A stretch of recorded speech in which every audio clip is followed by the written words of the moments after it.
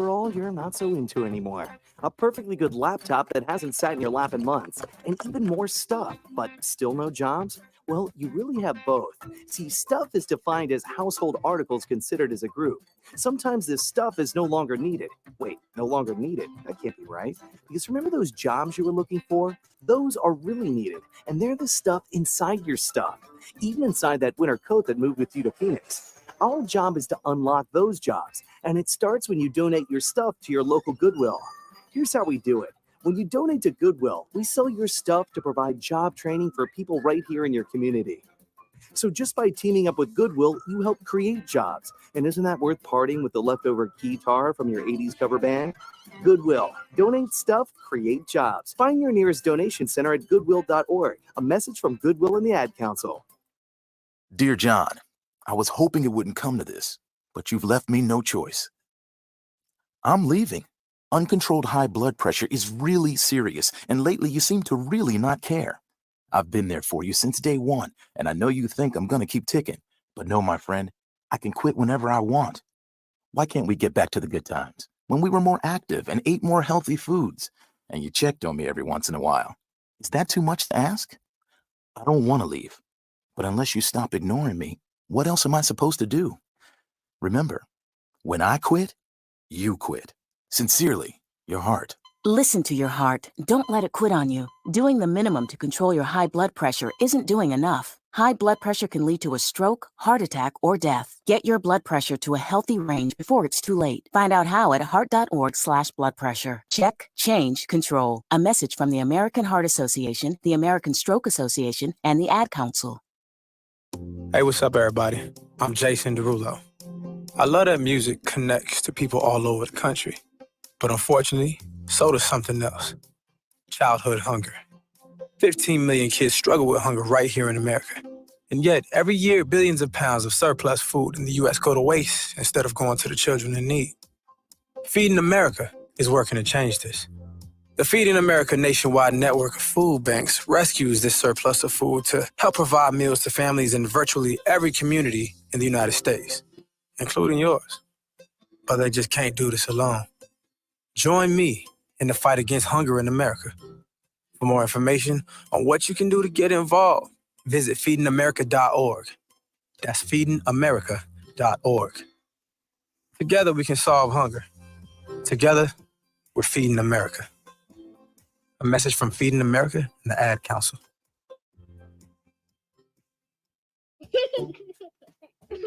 Hey, everyone. Let's all stop what we're doing right now and take a moment. That felt good, huh? Just like that, we had a nice, special sort of moment together. Of course, they don't all need to be quiet moments to be special. They could be loud moments, goofy moments, sporty moments, dorky moments. Moments where we talk or walk or just hang out. It doesn't really matter. They all count. Because every time dads like us take a moment like that to spend with our kids, well, it's pretty momentous. Sounds like somebody agrees. So let's take a moment to make a moment. Today, call 877-4DAD-411 or visit fatherhood.gov. Brought to you by the U.S. Department of Health and Human Services and the Ad Council. Music is a bridge between the material and the spiritual. My name is Harvey Lauer, and I'm 82. As a blind person, you have to be aware that nobody can tell you what you can or can't do. You really have to try things. My folks got me a little radio in 1940, and that was the best Christmas present I ever got. When I was 11 years old is when I started to play music, play the piano, and then the accordion, and then the cello. My wife, who was also blind, was a good cook. When she died, that's when I started Meals on Wheels. America, let's do lunch. It's Meals on Wheels. 1 in 6 seniors faces the threat of hunger, and millions more live in isolation. Drop off a hot meal and say a quick hello. Volunteer for Meals on Wheels by donating your lunch break at americaletsdolunch.org. This message brought to you by Meals on Wheels America and the Ad Council. Hi, this is Terry Crews. actor, former football player, game show host, father of 5, and all-around big dude. I'm also an expert on drama. I know all kinds of drama. There's the good kind that comes with having a house full of kids. There's the bad kind, like season-ending injuries. There's the necessary kind, like having an agent in Hollywood. And there's silly drama, like the drama around my percolating pectorals. And then there's the drama you can skip. Skip the drama that comes with not having your high school diploma or equivalency. Find free adult education classes near you and finish your high school diploma. Visit finishyourdiploma.org. Or text diploma to 97779. Message and data rates may apply. Reply STOP to opt out. That's diploma to 97779. And leave the drama to actors like me. Brought to you by the Dollar General Literacy Foundation and the Ad Council. Adopt US Kids presents Multiple Choice Parenting. Your daughter just had her first breakup. Do you A, put yourself in her shoes? How could he do this to you? And for Sheila, she has split ends. B, console her? Oh, sweetie, this is going to happen a lot. 4, maybe 5 more times before you get married. C, take charge. Got to get this all straightened out. Keep a little talking to, man to man, mano a mano. Hey, Steve. It's now a good time? No? Okay, no problem. Bye. Or D, help her find a new boyfriend? I know a great place to meet boys. The internet. Nice, single boys. Never mind. How about some ice cream? As a parent, there are no perfect answers. But you don't have to be perfect to be a perfect parent. Thousands of teens in foster care will love you just the same. For more information on how you can adopt, visit adoptuskids.org. A public service announcement from the U.S. Department of Health and Human Services, Adopt U.S. Kids, and the Ad Council. This is you over 30 years ago. Are we there yet? Are we there yet?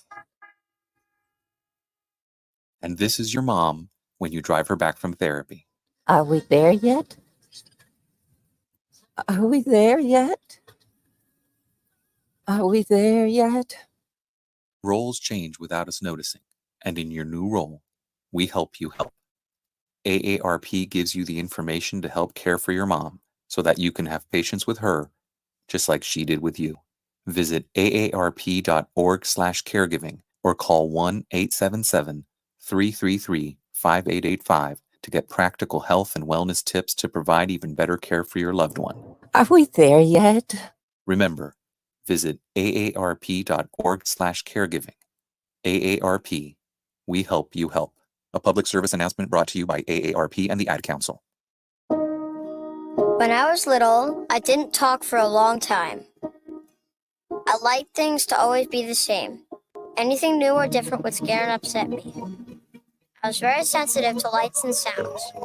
It was almost like I had bigger eyes and ears than everyone else.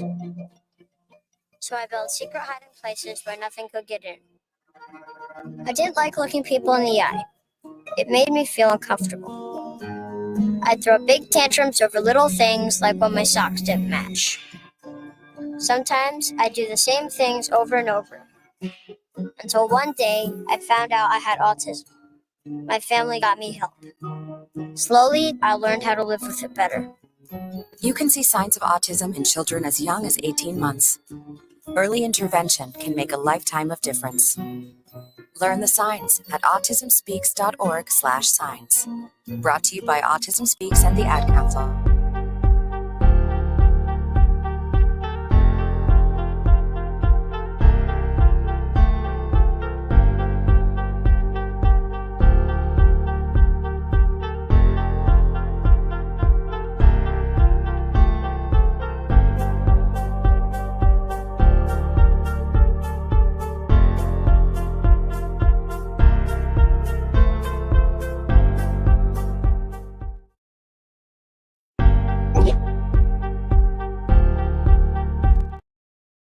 Craig Carton say they have no problem with Mookie Betts and the incident. Jazz Chisholm says that the Yankees can still shock the world.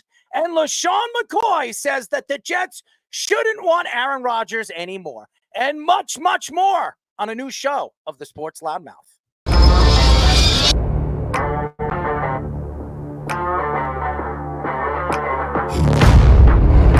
Doc Rivers is going to have Damian Lillard run very fast out of town.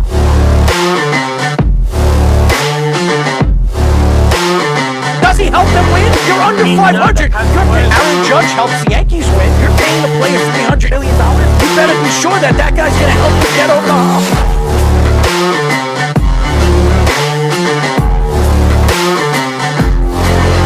For some reason, this guy is completely lost on calling plays. Maybe he's a therapist.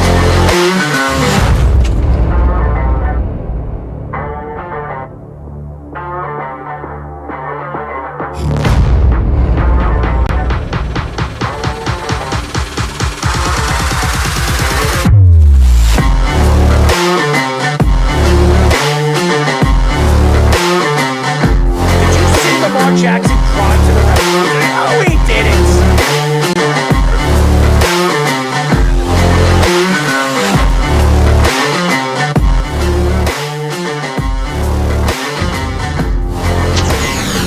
We are back for a new show of the Sports Loudmouth. I'm your host, Daryl Marks, my co-host, Speedy Petey and Jabba Chamberlain. 631-672-3108 is the number to call. You know our executive producer, Mr. Aaron Fishman, and our Sports Minute, Tommy Scoops. Go to our website at www.worldwidesportsradio.com. Check out all our shows throughout the week, including the Loudmouth with me, Speedy Petey, and Jabba Chamberlain every single Mondays and Wednesdays at 7:30 p.m. All you have to do to tune in and check out our local listings for all our shows is go to our website at www.worldwidesportsradio.com. I know everybody's attacking the Yankee fans, the two guys that got thrown out of the game for ripping the ball out of Mookie Betts' glove. Jabba, what's up, man? No, that was it was aggressive to say the least, and it was pretty entertaining reading everything. And I mean, he's been on I don't know how many shows at this point. He's there was one he was on and he's like, "Leave me alone, stop calling me." I go, "Well, you didn't think you weren't going to get any backlash from this?" Like literally in that situation. And then, you see the highlights of Bartman and all the other stuff. So it made for an entertaining day of research and looking stuff up. It's kind of like the Hawk Tui girl, but the Hawk Tui was like she was making money wherever she goes. I think she's like making like $50,000 after showing her face to any event. I mean, I don't think he's going to be showing his face anywhere. Remember the Cubs? Remember that? Who was it against? Steve Bartman. Java said that. Yeah. Yes, it happened, and he had to hide from all the Cub fans for years. I mean, the guy had no life. He couldn't even get a job after what he did. I don't know if it's going to be that bad, because a lot of the Yankee fans love him because of what happened. But I'm telling you right now, the world of baseball don't love those two guys. There's no question they don't love them. But, hey, you know what? You're going to get backlash. Gronk likes it. Craig Carton likes it. They're all, besides, and I'll say this about Gronk. Gronk is, I guess, a New Englandite. That's where he played for all those years. I know he went to Tampa for the tail end of his career. So he's a Boston guy. But he's from Buffalo. Yeah, I know he's from, but he honestly was raised as a man over there in New England because he played practically his whole career over there with Tom Brady. So I mean, Mookie Betts is, his career practically started in Boston. So you would think that Gronk would have Mookie Betts' side. Instead, he has these two kids' side. So I know it's great when it comes to media, because the media loves to attack it. And this is going to be a story that's never going to go away until this series is over. But if the Yankees they keep moving and they win tonight and they go into game 6 or game 7, I mean, and somehow the Yankees go to a game 7 and maybe even win the World Series, people are going to be bringing that stupid, dumb play up all the way through this playoff run. So, I mean, we've seen a lot of crazy things in the playoffs in the World Series before. Even the ALCS asked the Yankees with the Boston Red Sox. So I wouldn't be surprised at this if the Yankees somehow get back into this series. This story is going to keep growing legs, but who knows what's going to happen. Speedy, what's up, man? Well, yeah, Jamba, you mentioned Steve Bartman at that incident. I mentioned at the time, too, after the Cubs won the World Series, they should have let him throw out the first pitch on opening day. That would have been a cool thing to, like, resurrect that kind of thing, and maybe that kind of effect goes to the Yankees. Who knows? At this point, they're going to need every miracle they can get. Yeah, and I don't know if you guys remember this, but the Cubs were playing the Marlins, and the governor of Florida offered a year stay for Bartman to get away because of what he did during the game. That's yeah, nuts. Damn, I'd have taken it at that point. It's crazy. I mean, obviously, this is not as bad as that whole thing with the Cubs, but I mean, because honestly, nobody lost the series yet, but. Again, if you're looking at the Yankee fans and everybody wants to point the fingers at the Yankee fans, they're horrible fans. I mean, we've heard it from the Cleveland players. They can't stand the Yankee fans. We've heard it from Boston players. They can't stand the Yankee fans. We've heard it from the Giants and I San Francisco Giants over the years about the Yankee fans whenever they get a chance to play the Yankees. So we've heard this before. It's not a surprise. And it's LA versus New York. So, and by the way, I want to give a shout out to my friend Ernie and Wally. They work at this bagel store that I go to every single day. And Ernie is a Met fan and he's rooting for the Los Angeles Dodgers. If you are a New Yorker, why the hell would you be voting or rooting for the LA Dodgers? Honestly, that's LA. This is New York. I understand you're a Met fan. How could you go out there and speak badly about the Yankees when you want New York to win? If the Mets were here and the Yankees weren't, I'm rooting for the Mets. I don't want to see the Dodgers win. So to me, I don't understand Met fans. I understand they don't want to see the Yankees win another championship. It just annoys the hell out of me that you can actually go out there and say, I hope the Los Angeles Dodgers win. So that's just my opinion. We have a big show lined up for you, a long show lined up for you, just like last night. At 8:30, we'll be talking to former Panthers cornerback C.J. Wilson. He played from 2007 to 2012. Very excited to have him on the show. At 9 o'clock, we'll be talking to 11-year MLB outfielder and founder of the Big League Approach, Jason Michaels. He will be joining us. He's interested and very excited to talk to you, Jabba. So it's going to be fun. He's a big hitting coach right now. I guess he's conquered the hitting game. So we're very excited to have him on the show. This is the first time he's going to be on the show. So wait, he didn't conquer me. No, he didn't conquer me. That's for sure. You got your career stats ready? Oh yeah, they're already loaded. Don't you worry. Thank you, Baseball Reference. Thank you. How could you remember? I mean, how many batters have you gone against in the major leagues? It's got to be over 600 or 700, right? You know the ones that own you, and you know the ones that you own them. But other than that, the mid-range, you have no idea. We tried to ask that to Devin Marrero, a guy who used to be with the Red Sox, and a couple other guys. We had a different guy on before that. He didn't know his career stats on. So that's true. That's absolutely true. It's so crazy when we talk about this and we can go up and down and argue our points about the situation. I do believe that when you look at a particular hitter and a guy that you faced a million times, you can remember, you actually know the situation when you face them. So it's very, very interesting. Speedy, I don't know what you did. You didn't star any of the stuff in the stories over here. So I'm gonna pick the story I'm gonna get into because it's not even set up right over here. I don't know what happened. Let's get into, let's get into the Athletic. Brandon Cootie, right?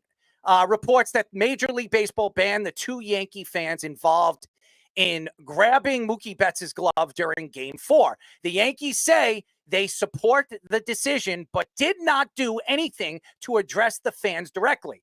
Alex Verdugo said he didn't think the incident was too serious and would have no problem if it were done to him. On Kay Adams' show, Rob Gronkowski says he has no problem with anything with what the fans did, and they're just helping their team. Craig Carton called the fan a conquering hero and said this could give the Yankees a spark. The fans claim Mookie Betts was swearing at them before that at-bat. Betts said that he suffered a minor wrist injury after the incident, but will be fined for playing in Game 5. Let me tell you something about Mookie Betts. And I'll say something about the Los Angeles Dodgers. What is this little, I don't know what are they flying or something, flying their wings? Every time they get a hit, they're on first base. I have no idea what this dance is at if they're hitting a double, a triple, or even hitting a home run. I don't understand it. That's mocking the Yankee fan. That's what you're doing. And you know the Yankee fans. If the Yankee fans have any reason to attack you, they are going to attack you. And Mookie Betts, I know a little bit about Mookie Betts. I like him as a player. He's a fantastic player. But Mookie Betts, I've heard over the years, has been a pest. Wherever he goes, he's been a pest. When he was over there with Boston and he went to Cleveland, he said some derogatory things to some Cleveland fans in the past. I've heard when he played the Cubs, when he was playing for Los Angeles, he had a problem, during innings with some of the fans over there in the outfield. Mookie Betts has had his problems with fans, okay? I know, I don't know him personally, but I'm sure Mookie Betts is a sensational player. This guy was an MVP, and obviously he's a $300 million guy. He's a great player, sensational player. But you know that you're in New York, and if you're going to mock the Yankee fans, what are the Yankee fans going to do? They're going to mock you back. That's what they're going to do. We all know what happens with the bleacher creatures. I've been over there in the bleachers. When Juan Soto was playing for San Diego, I was there. I was there the year before he was traded to the Yankees. And I told the Yankees, the bleacher creatures, I said, this guy could be a Yankee next year. And they're screaming at him, calling all these derogatory names. And then the year after, he's a New York Yankee. So I'm not surprised that Yankee fans are going to do whatever it takes to mock Mookie Betts. Now, as far as them grabbing at him and doing what they did to him, that's wrong. That's wrong.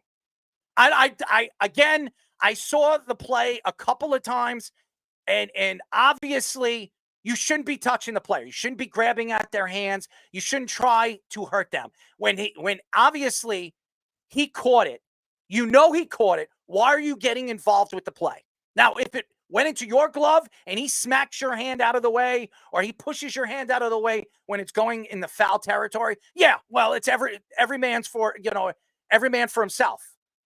But Mookie Betts caught the ball, and you're trying to rip at the ball.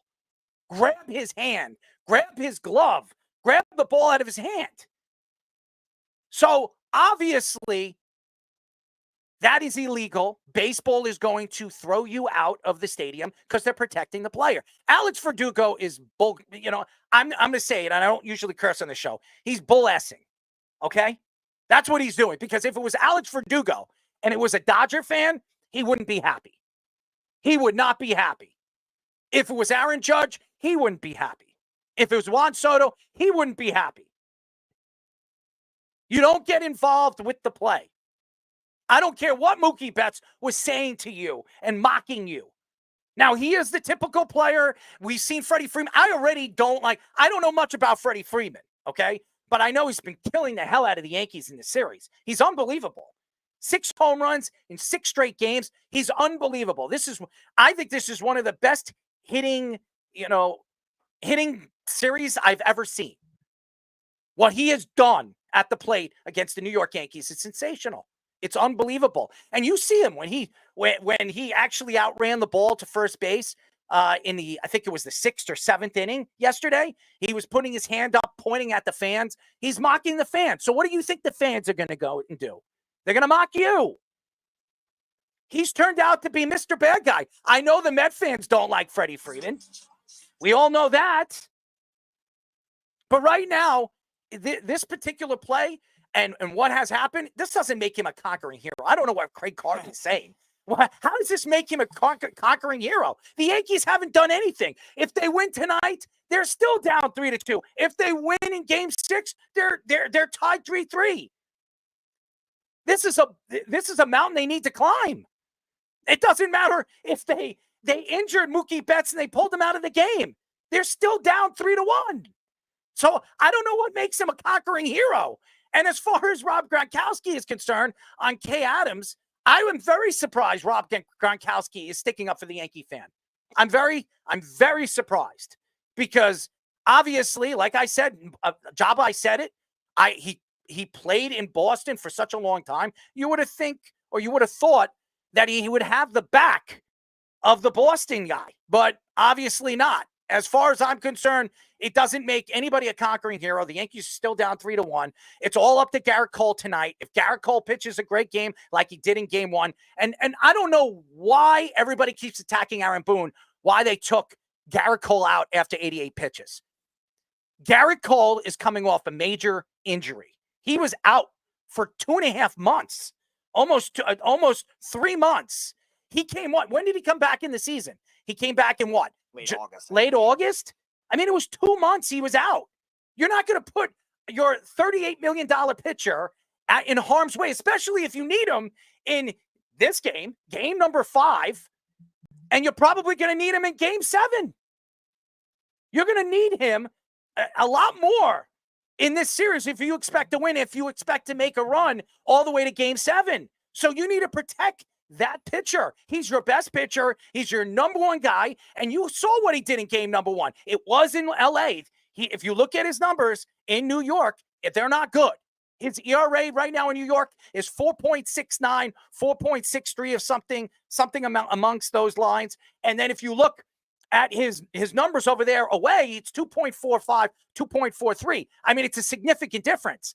But if Garrett Cole shows up tonight, the Yankees are putting the pressure now, going back to LA, on the Dodgers. Because I don't care what anybody says. If the Yankees fly back to the Dodgers and they win this game, that's 2 games in a row. When was the last time the Dodgers lost 2 games in a row? Does anybody know? I don't know. It's got to be about a month. They haven't lost 2 games in a row, maybe even longer than that.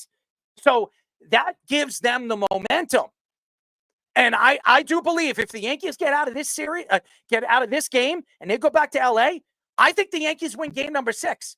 Now, I don't think the Yankees are going to win this series. I still have LA now winning in 7, but make this a series. If the Yankees make this a series and takes this to a game 7, it's not as bad as it was going to look if they lost 4 games to none. Yeah, you look at the Yankees, the way that they were able to hit the later part of the game too, and that's something you saw in both the other series as well. And the Yankees even when the Dodgers were creeping up, down 5-4, the Yankees got those insurance runs. They just patted it on after that, and that's going to be a big key for the hitting off this Dodgers bullpen. The Dodgers, obviously, everyone's going to say, "Oh, it's a throwaway game. They didn't use any of their top relievers," but now they're going to be fresh for tonight's game. But if the Yankees have this kind of identity, the Yankees have done that on the Cleveland top relievers and the Kansas City top relievers. So can they make it work in that thing? Will be a big question for them, because Yamamoto, as a young player, he would pitch game 6 if it got to that point. You're going to force a little more pressure on him, a $300 million guy. And game 7, you're going to have to roll out a Buehler who's been kind of inconsistent. So, yeah, the Yankees will get some momentum at that point. As far as the fan incident is concerned, it's really bad the way that ended up happening. And I think it's worse than the Steve Bartman incident because, for one thing, like you said, you're grabbing at Mookie Betts' glove. You could have very much injured him. And like you're taunting him in the stands. You talk about the Cleveland incident before, like they were climbing the fence trying to like deal with all these beer bottles and all the stuff they were throwing there, and they took that kind of thing personally. And Yankees fans could be like that, and they deserve to be banned for life for this kind of thing. And anyone sticking up for him, Craig Carton, like you always say all the time, should be in jail for all the stuff he's done with the gambling. Maybe he's hanging out with Ohtani's interpreter. Who knows at this point? I think it's also a little different because if you obviously watch back, like, not that I condone anything, like, and obviously they're gonna talk trash. It's the World Series. I don't expect anything less. I mean, no matter what it is, no matter what age. I mean, I've had 65, 70-year-old men talking garbage to me, so nothing surprises me now. But Bartman actually reached over the ledge. Like, if there's one solace, they didn't reach over the ledge. Like, he got in, but then when you start grabbing his wrist and stuff like that and trying to, like, he blatantly caught the ball, you saw it. And then to make those backhanded remarks, be like, this is our area. You know, we've talked about this forever and we're gonna D up. And I'm just like, I get what it is, and you don't expect him to say anything as you're literally grabbing his wrist. They didn't reach over. It's right there. What they do is they pull it back into the stands is the weird part. And then he grabs his wrist like that, and then you keep ripping at it. Like, have a little feel like, yeah, you and your boy have talked about it forever. And I did find it interesting, though, in reading that they are refunding their tickets. What? Yeah, it was in the article in the New York Post that unless it was an edit error where they're not getting a refund, but it said, yeah, because he's been a season ticket holder. So, but yeah, it's I read that, right before we got on. So maybe it's an error, but that's why I read it. And I don't know if it'll be a win for life, but obviously this is the last game here. Yeah, it's just, I mean, Bartman was a little different because it played itself out a little bit different. But yeah, I just, with all that's being said when they talk about, oh, he was cursing at us afterwards. Well, let's just put it in perspective. You're getting accosted at work. Technically, what if we come and throw rocks at where you're mowing the yard? Like, it's the same thing. Like, just because we are what we are, like, it's no different. Like, I mean, you could have injured him. 100%. When you reach over and you just grab his wrist, who knows? Weirder things have happened. We've had dudes go on the DL for sneezing. So, I mean, that's true too. So, I mean, we've had our share of weird ones. So yeah, that was unacceptable for me. And the comments from everybody else, they're all going to have their own opinions. And luckily, I felt like Mookie handled it well. He's like, I'll be fine. They're fine. We got to get ready for tomorrow. Turn the page. He did a great job on handling it. And it's always usually one of those things where the person it happens to usually handles it better than everybody else because everybody else, like, it actually didn't happen to him. But yeah, he did a great job. And you know what? Thank goodness he's not hurt. And let's see what happens tonight. It's going to be interesting. Does it make him a conquering hero? I don't think it makes him a conquering hero for trying to rip the ball out of Mookie Betts' glove.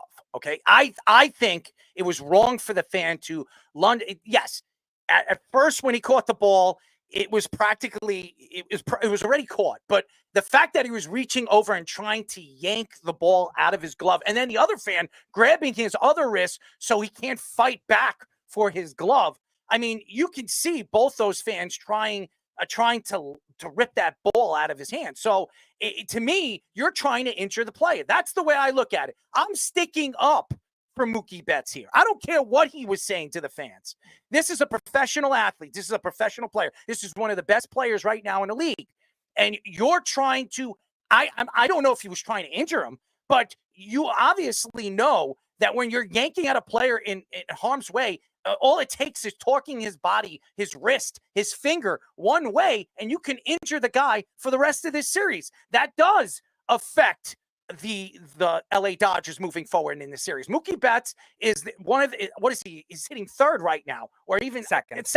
So he's in a position. He's one of their best players. I think he's their second best all-around player, right behind Ohtani. Yeah. It's him, Mookie Betts, then Freddie Freeman. So you lose a significant piece like Mookie Betts in this series. Yeah, if you want, as a Yankee fan, if you call him a conquering hero, trying to permanently or hurt one of the best players on the LA Dodgers, I would be pissed off too. Not just as a Dodger fan, but a baseball fan. Because if the Yankees win this series and Mookie Betts gets hurt, and it's because of the fan, of course, the number one thing people are going to point at is the fan hurt Mookie Betts, and that's why the Dodgers, that's why the Yankees came back and beat the Dodgers. If you want to win the World Series, you want to win it fair and square, you go out there and beat them fair and square. Not try to permanently injure a player or hurt and injure one of their better players just to make a point and give the Yankees a fighting chance right now. But nevertheless, I don't think it makes a difference. Mookie Betts is playing in game number 5. I think he's going to be fine. Moving forward, you can only hope that the Yankees pull off a win here in game number 5 and go to game 6 in LA and maybe squeeze one from game number 6 and make this, put the pressure on the Dodgers in game number 7. And who cares if they didn't start one of their or any of their good relief pitchers? It doesn't matter because honestly, they don't even have a closer. The Dodgers over the last 3 months or 2.5 months have played without a closer. So if the Yankees could drag this and the game is closer, they have the lead 4-3 into the later innings, the Yankees have the advantage. Say whatever you want, the Yankees have the advantage.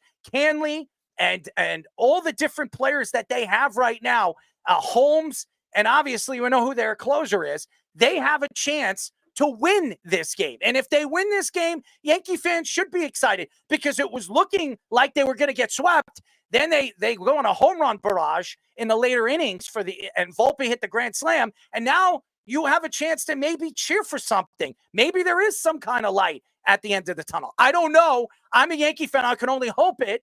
But right now, I think it's over tonight. But if somehow the Yankees pull this off, I think the Yankees win game number 6. I absolutely believe they're going to win game number 6 if somehow they pull this off. Garrett Cole is so very important to this team. And again, if he pitched them over 100 pitches or 110 pitches, he would have had a short leash in game number 5. Aaron Boone would probably have had to pull him with 70-something pitches. You don't want to waste a good 6 innings for Garrett Cole because, hey, you know what? I didn't want to put any of my relief pitchers. I don't trust my relief pitchers when your relief pitchers going into the series had probably the best ERA in all of the playoffs. So, I mean, you trust that your bullpen is going to get it done. Nobody would have thought. Now, it was a stupid move by Aaron Boone bringing in Nestor Cortez. No question. Everybody is complaining that he should have brought Hill in. But nevertheless, you're going to trust that the manager is going to make the right decision, even if it was the wrong decision. And if you would ask me who has nastier stuff, Hill or Nestor Cortez, I would say nasty Nestor. I think he has nastier stuff. He just hasn't been in for 45 days. And that's why he was a little cold. So obviously, Freeman got a hold of it and ended the game with a grand slam home run. So again, you sit here today, if you go to Aaron Boone and you ask him, would you have changed your mind bringing in Nestor Cortez in the ninth or in the 10th inning when you had the lead? He'd probably tell you I would have went with Nestor no matter what. So again, we don't know what's going on in Aaron Boone's mind. Nevertheless, the Yankees are going to try to make this a series.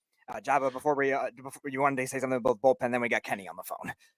Sounds good. No, I was going to touch real quick on both sides. If you look at from the Dodgers side, they didn't use any of their guys. Landon Knack got them 4 innings and kind of saved that bullpen so they can bring their guys in. And then you've got on the other side where that big 8th inning rally saved Luke Weaver having to go back out because he'd already thrown 21 pitches.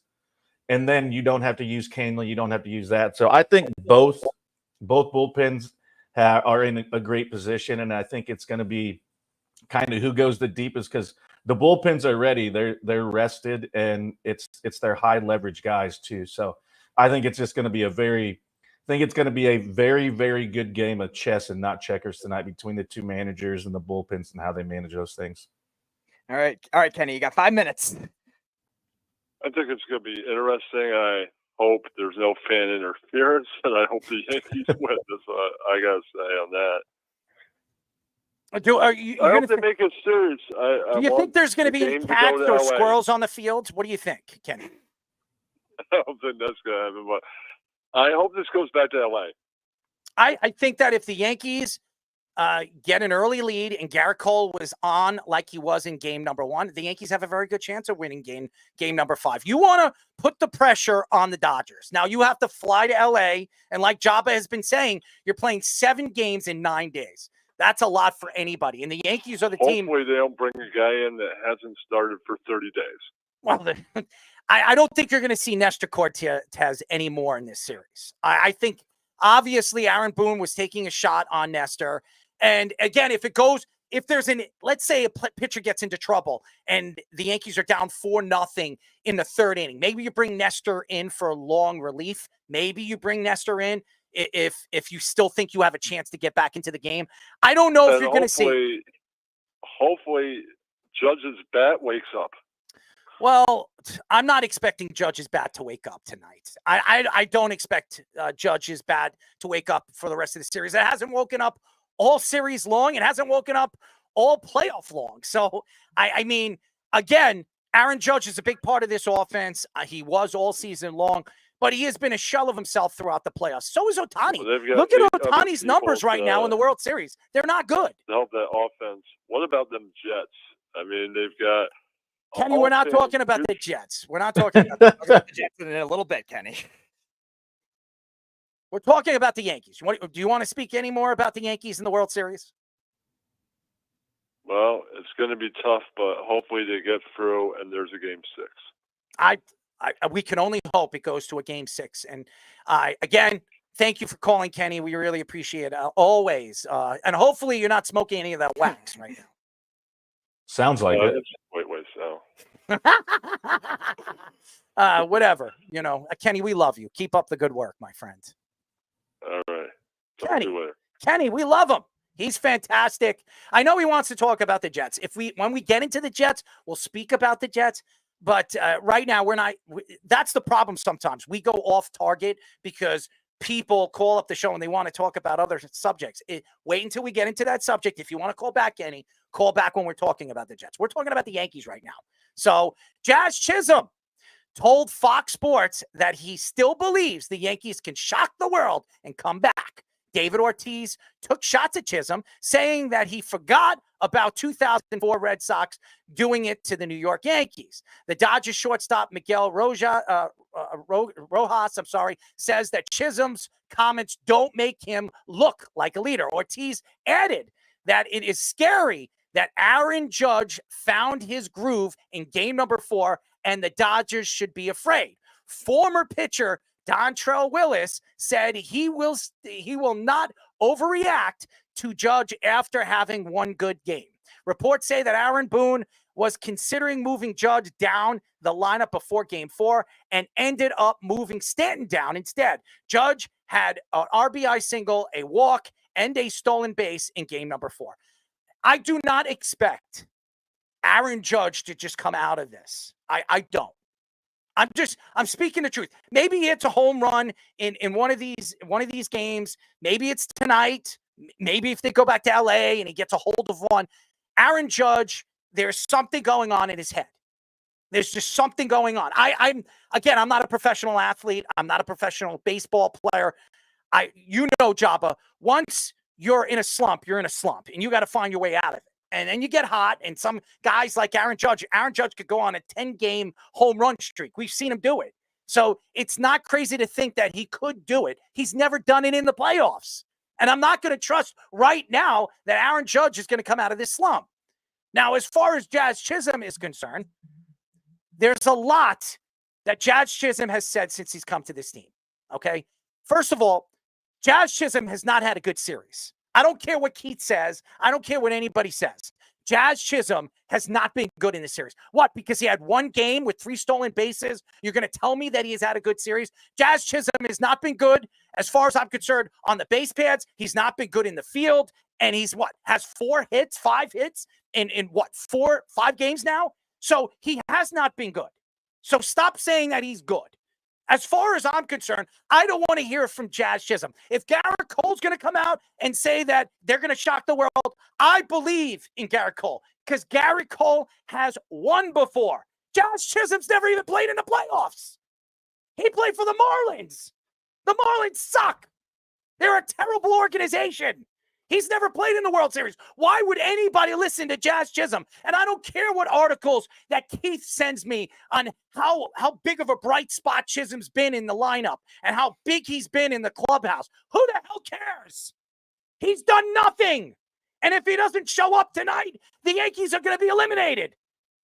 If you're going to go out there and open your mouth, do something on the field.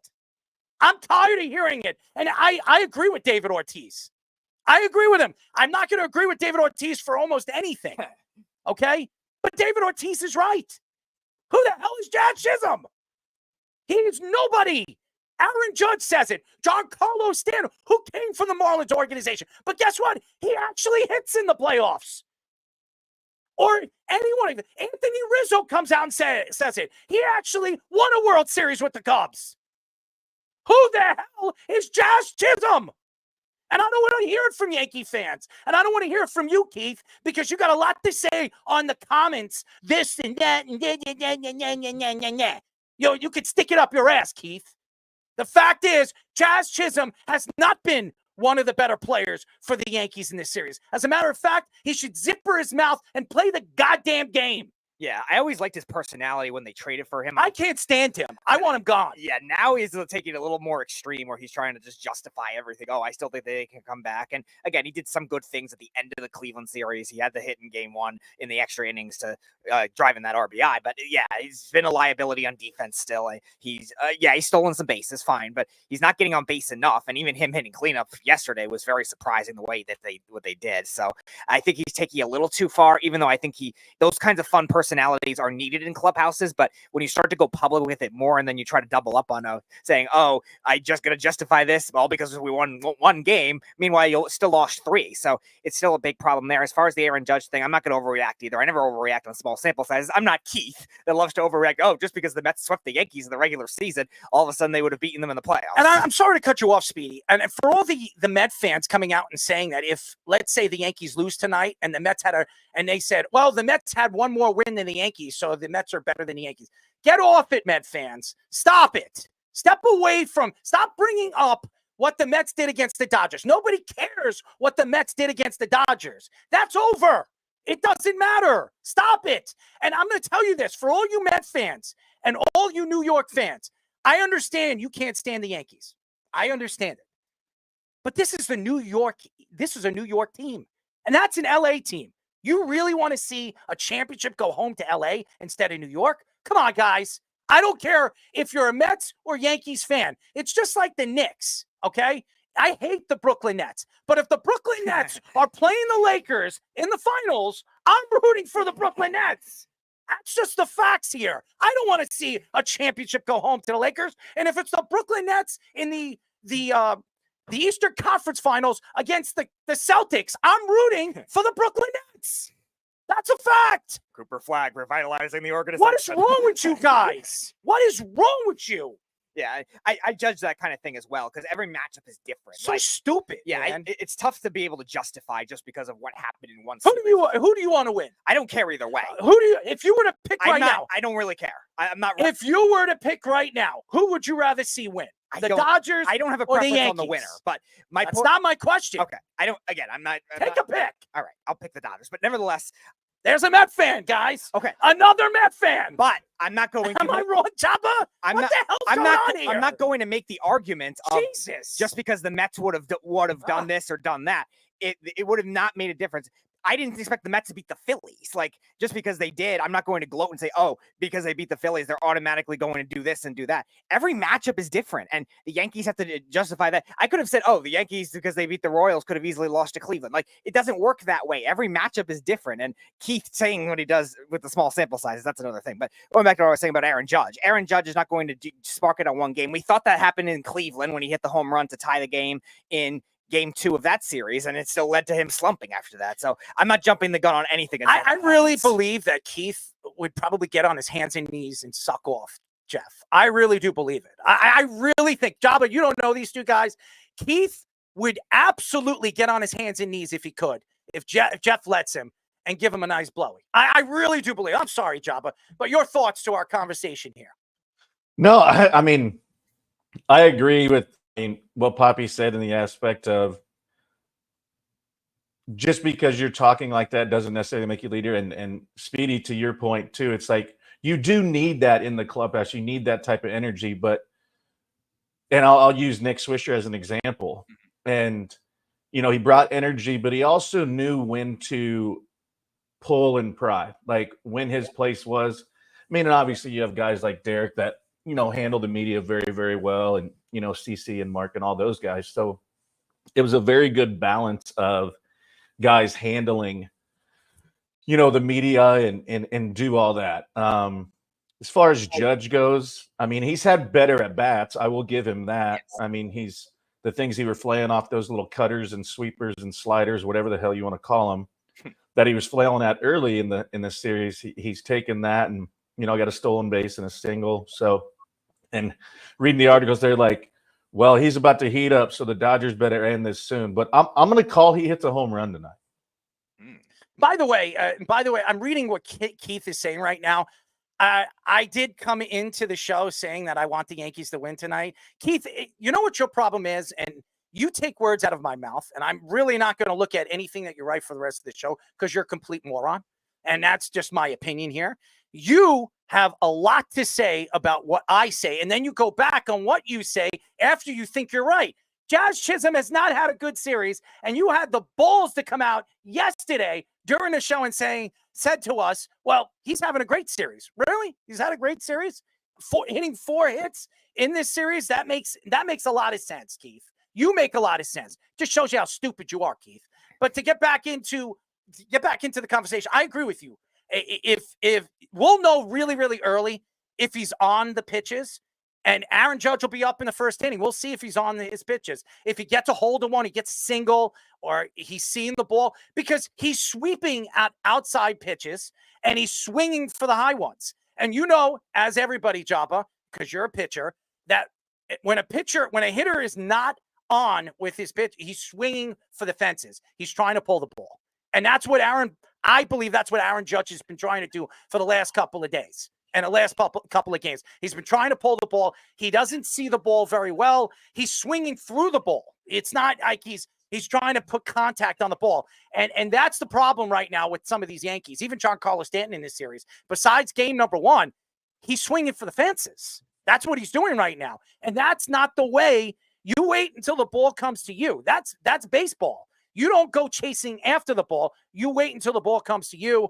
And right now, by the way, Garrett Cole went through 1, 2, 3 in that inning, right through the top of the lineup. So Garrett Cole looks like he's on early in the game. And now you're going to see Aaron Judge. We'll see if he's on the pitches tonight.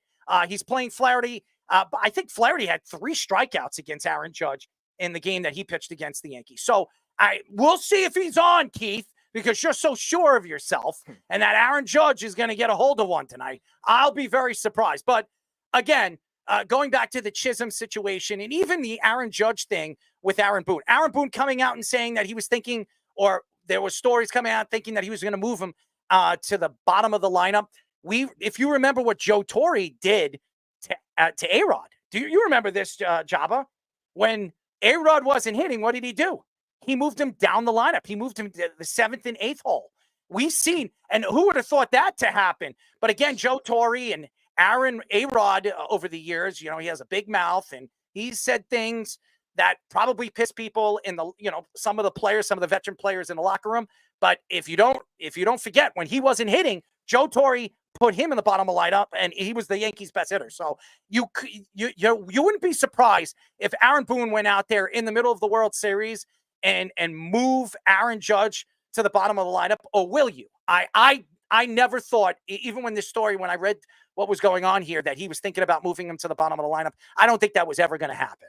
All right, first time in a while, we get the Beeve on the phone. What's up, boys? What's going on, Beeve? So, Speedy, I'm very disappointed in you. How in the world could you want to see the Dodgers win? I don't care. I told you I don't care.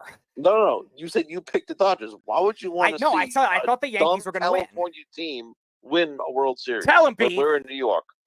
Why? And by the way, he's a Met fan.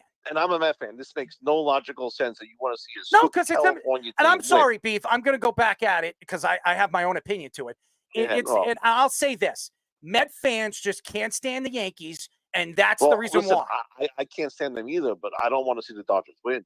Nobody wants to see the Dodgers win. No. And for a Met fan to come out and say that, including Speedy or any Met fan out there that I've spoken to over the last couple of days and on social media telling me, I hope the Dodgers sweep the Yankees. Then when the Yankees won, the Met fans were saying that the Yankees were lucky last night. And now they're not going to be so lucky in game number 5. The Yankees weren't lucky. The Yankees played good last night. And they need to repeat that tonight if they're going to want to win this game tonight. So if the Mets were in the World Series against the Dodgers, obviously they can't be. You would root against the Mets. I would root. I would root for the Mets. I was rooting for the Mets to beat the Dodgers. I would have loved to see the Mets versus the Yankees. Who wouldn't have wanted to see that? New York versus New York. Subway Series like it was in 2000. Yeah, it would have been great for New York. It would have been great. 100%. This isn't good that the Dodgers are kicking the crap out of the Yankees. Well, then hold on. They're not really kicking the crap out of them. I mean, they beat them 4-2 in the first game, right? 6-3. Oh, That no, was the it walk-off was grand slam. 6-3. That's what Freeman hit the walk-off or whatever. And then they lost by 2 runs the other game. So, I mean, they're really not getting, like, destroyed. They're just making a couple of mistakes that they need to fix. Well, and by the way, the Yankees pitching has pitched very well in this series. I think That's what I'm saying. Their That's what I'm telling ERA you. right They're now getting is creamed. 2.86, I think, in this series. So it's not like they're not pitching. They They're just need a little pitching. more length on their starters. No, and going back to Aaron Judge, I think it's all in his head. There's something in his head that's all screwed up right now, and he can't figure it out. But if he gets hot, I can see the Yankees coming back and winning this World Series. He's going to have to. And maybe that's what David Ortiz was getting at. He's going to have to get that kind of thing going. Again, I'm not going to trust a small sample size with that right now. But No, John but was saying, if he's doing it consistently, then the Yankees are going to have a really good By the shot way, at I'm coming sorry, not 286, 386. The Yankees pitching right now, right, which is right now probably rigged by that grand slam a little bit especially with the bullpen ERA. Because I think besides that grand slam, the Yankees bullpen's only allowed 1 run in this series. But like I said, they're going to need Judge to get hot if they're going to want to have a comeback in this series. Yeah, and again, I'm not going to argue with you, Beef. I do believe that the Yankees have a very good chance if they win this game to put the pressure on the Dodgers to go back to Game 6 in front of their Dodger fans. And again, all the Yankees need to do is get an early lead in game number 5 and then and win this game. And then they automatically put the pressure on the Dodgers to go home and try to win that final game. Yep, and also going back to Freddie Freeman, I mean, that guy is just a New York killer. He killed the Mets, and now he's doing it to the Yankees as well. I mean, the guy's a great ball player. He's fantastic. He is a fantastic hitter. He really is. And again, we're going to have a pretty good hitting coach, or Jason Michaels, who actually worked with Freddie Freeman in the offseason. And I heard a lot of good things about him, how he's a really good guy, off the field too. So, I mean, so you never know with these stories that you hear. So. Hey, listen, if he's killing the Yankees and mocking the Yankee fans, which he has in this series, I'm not a big fan of his. Well, you would do the same thing. For years, he did it to the Mets too. The guy's a great ball player. He's unbelievable. Before he became an elite player, he was killing the Mets. Yeah, I know. And also one more thing before I go, those 2 fans, they should have their season tickets revoked and taken away for life. Yeah. They should never ever be allowed to step into a stadium ever. I don't know for life. I think next year they should have it revoked. I do. They tried to pull his arm out of the. I know, but you can't. You can't. First of all, the Yankees are not going to take away money. I mean, the Steinbrenner family is not going to. Hey, I called it, by the way. Judge just homered. Never lose money. Judge just homered. There you go. Good job. I called it. Jabba, you did. You did, Jabba. I should have bet that. I should have bet that tonight. I would have won. Oh, here, Keith. What? Ready? Keith's gonna pop up. I told you. He's seen the ball. Well, if Judge gets hot, then that's going to be. Well, they need him to get hot. They need obviously Soto to get hot. They need to get John Carlos Stanton. Stanton's been your best hitter in the whole. Well, in this series, he hasn't been. He's had one big hit. Yeah, that's true. They really haven't been hitting enough in this series. In the last game, they had 11 runs, which obviously Anthony Volpe, just smacked the ball. A line drive over the wall. If John Carlos Stanton, Aaron Judge, and Juan Soto get hot, why couldn't they come back and win this series? But again, it's a long shot, and they got to continue doing it. It's a long shot. It is, and they have to pitch well also. 100%. They definitely have to, but they have been pitching well. They have been. Yes, they have been, but they need to stay that way. If they can hit all they want, but if they're not pitching well, it's not going to really do anything for them. I would agree with you, but again, Garrett Cole's on the mound, and if there's anybody that you can trust on the mound right now, it's their number one pitcher, the guy that they're paying $38 million to, who's going to opt out of his contract in the offseason because he expects more money. So, and he's going to get $700 million. So who? Soto. I'm speaking about Garrett Cole. He's going to opt out of he's owed $144 million to the contract that the Yankees signed him to $300 million. I think it was $320 million. Yeah. He's going to opt out of the contract this offseason.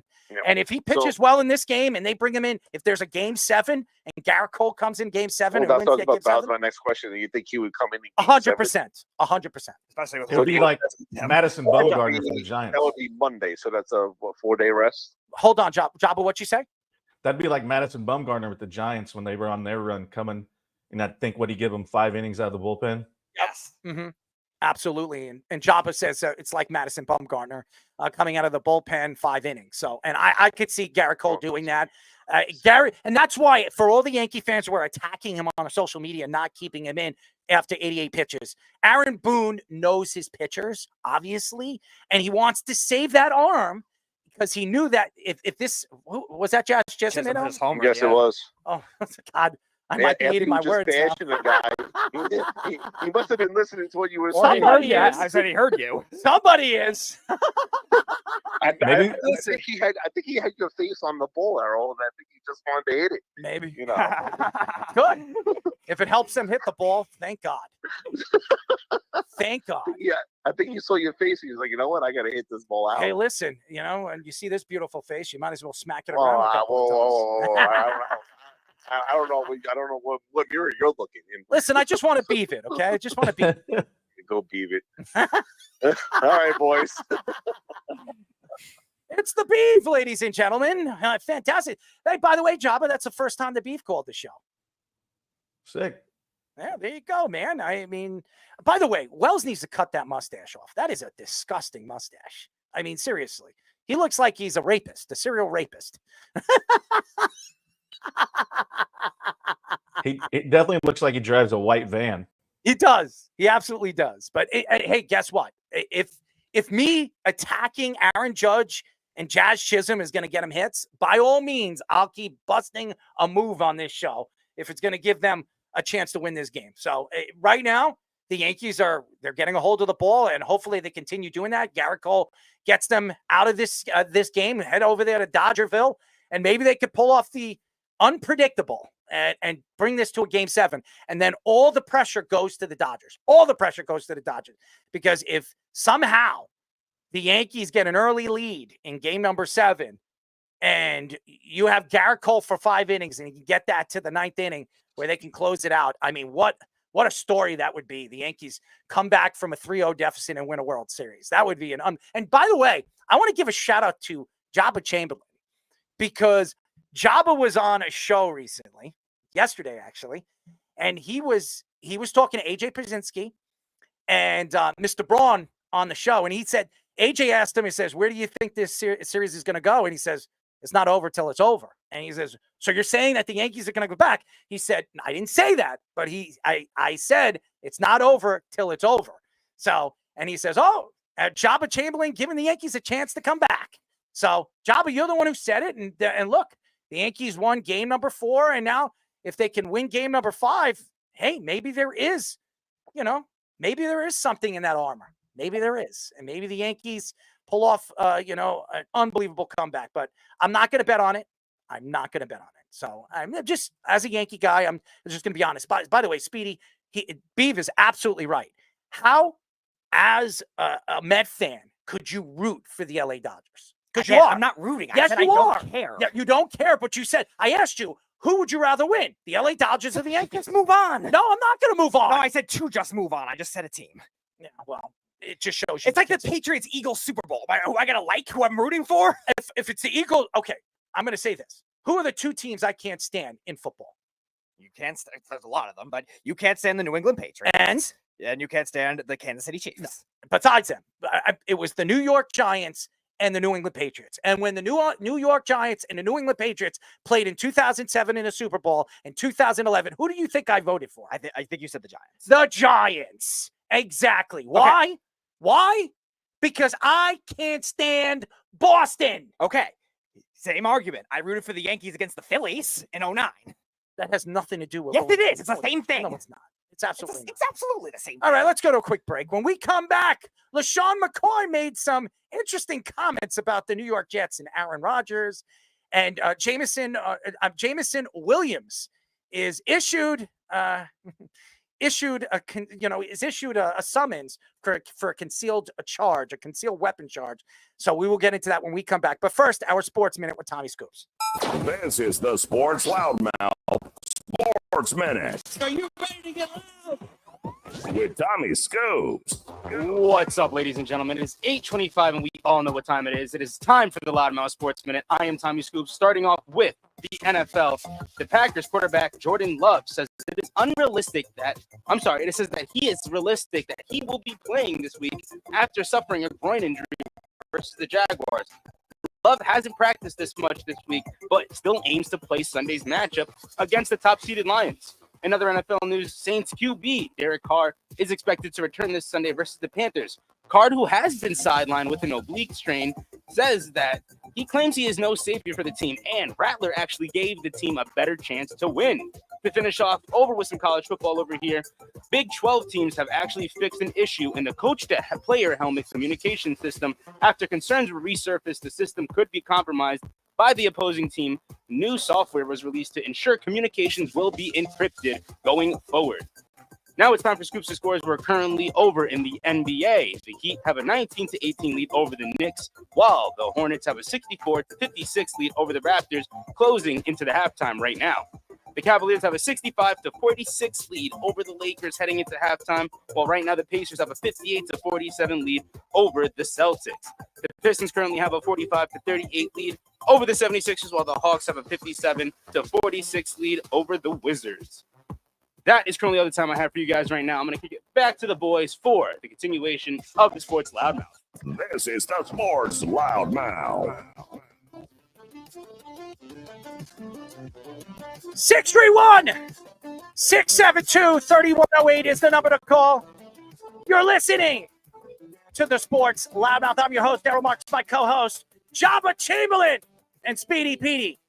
Go to our website at www.worldwidesportsradio.com. Check out all our shows throughout the week, including the Loudmouth with me and Speedy Petey and Jabba Chamberlain every single Mondays and Wednesdays at 7:30 p.m. All you have to do to tune in and check out our local listings for all our shows is go to our website at www.worldwidesportsradio.com. And our first guest is ready to come on for the first time on the Sports Loudmouth. We're now talking to former Panthers cornerback, CJ Wilson. CJ, what's up, buddy?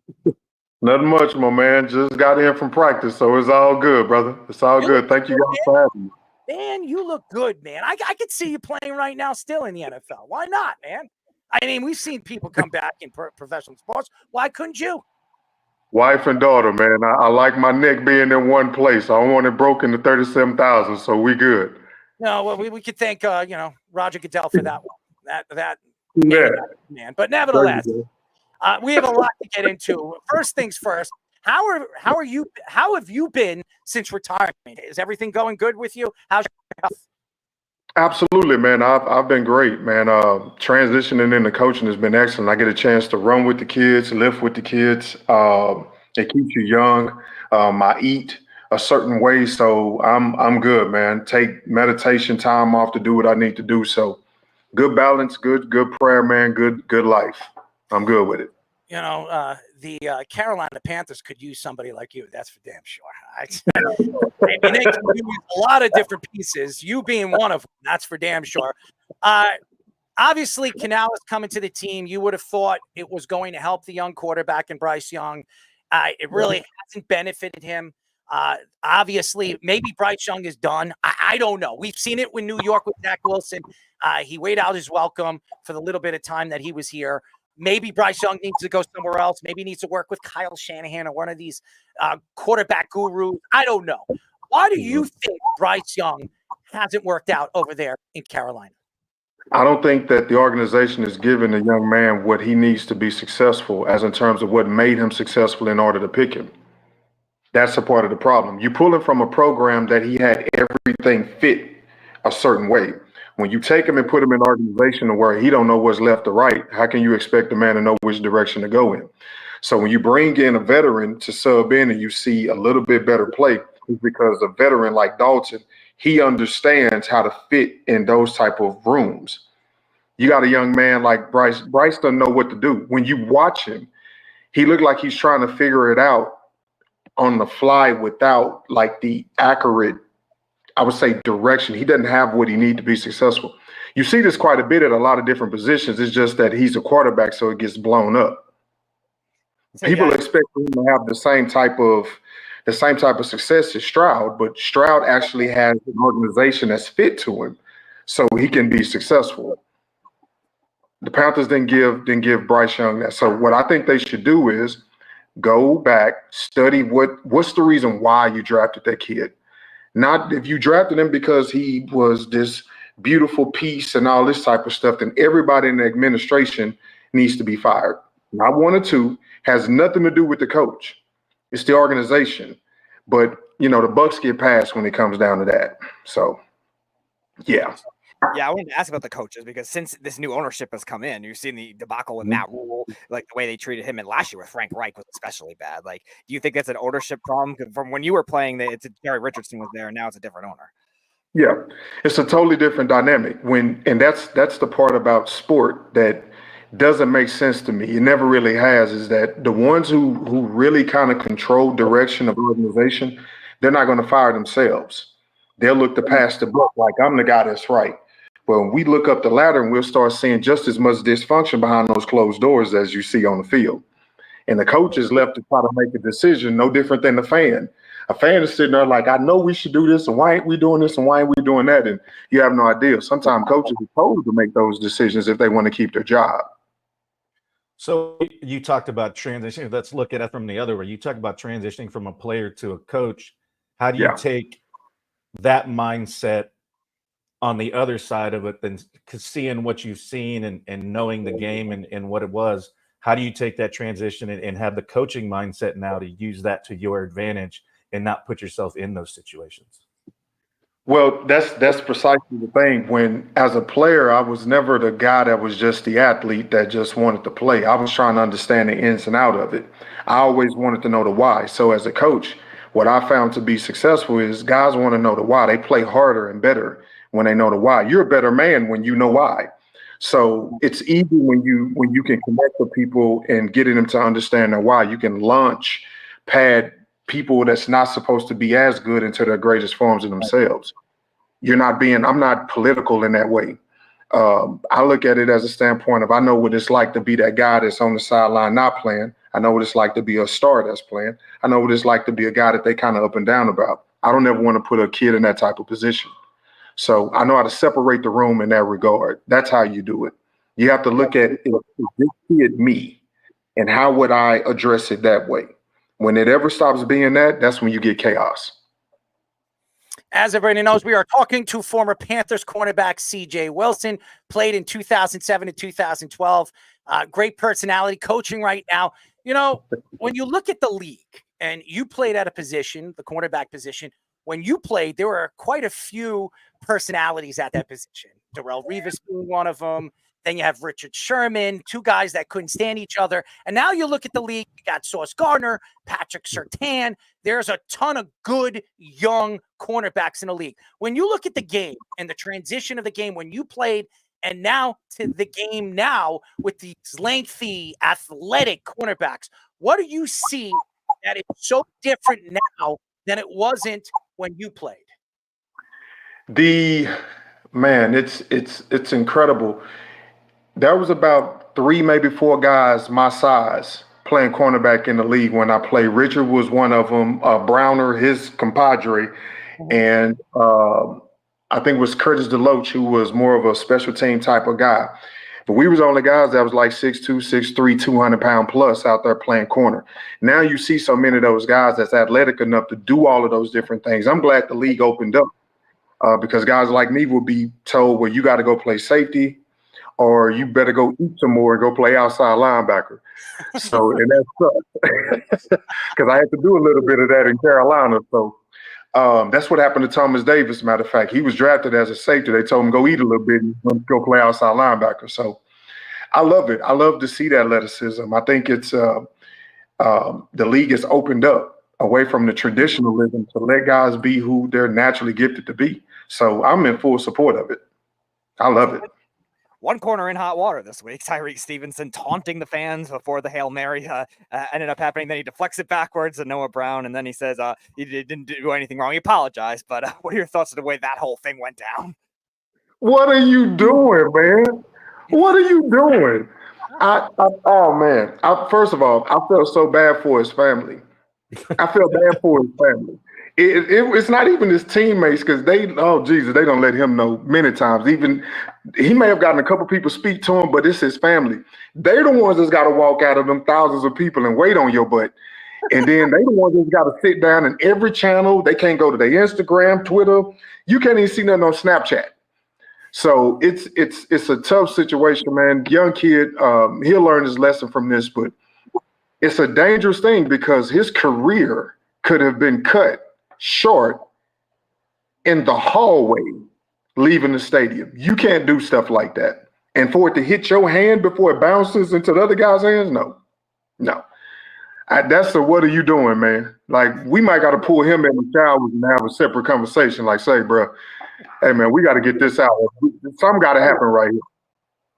So, but hopefully he learned his lesson from it, though. If he doesn't learn his lessons from that, I don't think he's ever going to learn a lesson. Correct. Look, I show my kids that video to let them know you better not ever in this life or the next do anything like that. So yes, I'm coming to get you off the field myself. My goodness. Ooh, Jesus. Oh man, that messed me up, man. Oh Lord. There's no explanation for it. Like, you couldn't wait 12 seconds for it to do it after the game. Like, what are we doing? Oh my goodness. Yeah. That's Yeah. That's yeah. I'll leave that. Yeah. Yeah, I'll leave that one alone. Yeah. We are talking to former Panthers quarterback CJ Wilson, played from 2007 to 2012. CJ, you look at the league and all these transitional new rules that people thought was going to change the game this year. I mean, the kickoff rule and then all these implemented rules and play calling and all this stupid crap that these coaches are trying to figure out, which is not in the rule book, that you can find a way to kind of sneak it in here and sneak it. A Bill Belichick move. And we've seen it a couple of times this year, early this season. In 8 games, there's a couple of things that we've seen that we haven't seen before. Do you believe that the NFL is trying to make the game more boring? No, but that's what they're doing. I think they're trying to do the opposite, and that's making it worse. There's too many, and I'm going to try to say this the best way I can. There's too many non-football people making football decisions. There's a lot of moms, and no disrespect to moms because I love them, but there's too many moms that's influencing the culture of football, and it's affecting the bottom line. So the game that you and I know and the game that I grew up loving, that's no longer the game. It's no longer the game. I think in my personal opinion is, if the NFL wants the best brand of itself, go back to its old rules, and you will see who the real athletes are. You'll see who the best football players actually are. When you watch now, you don't really know who the best football players are. You don't. Them adding a game and all that extra stuff, you don't really know who's the best team. Even in the Super Bowl, you can't really tell who's the best team. It's who's better at bending the rules. That's just what it is. I mean, we're gonna be honest, that's what it is. So I miss that time. It's hard for me to watch it. And again, I've been watching football since I was 3 years old. Been playing it since I was 3. It's hard for me to watch it because it's really not football. So 2 players you played with a great personality, Steve Smith on the offensive side, and then your defensive teammate Julius Peppers, one of the greatest pass rushers of this generation. What were they like on and off the field? Oh man, which one you want first? Steve? Oh Jesus. Steve is a guy that on one play, I'll just say practice, he's the guy that you could guard, and on the way back to the huddle, he can give you the best advice in life. He's also the guy on the very next play. He'll tell you he'll murder your family and everything else. That's Steve. You trash, ain't nothing about you good. Why are you even here? And you ready the next play like, all right, I'm gonna make him eat every word it is that he has. And then he'll come out, do whatever it is he's gonna do, and then he'll tap you on the head, like, good job right there, man. If I was to move like this, how would you? You never really know. So when you watch Steve as a player, that's Steve as a person. When you watch him broadcast, he's the exact same way. You don't know from one hot take to the next what Steve gonna get you.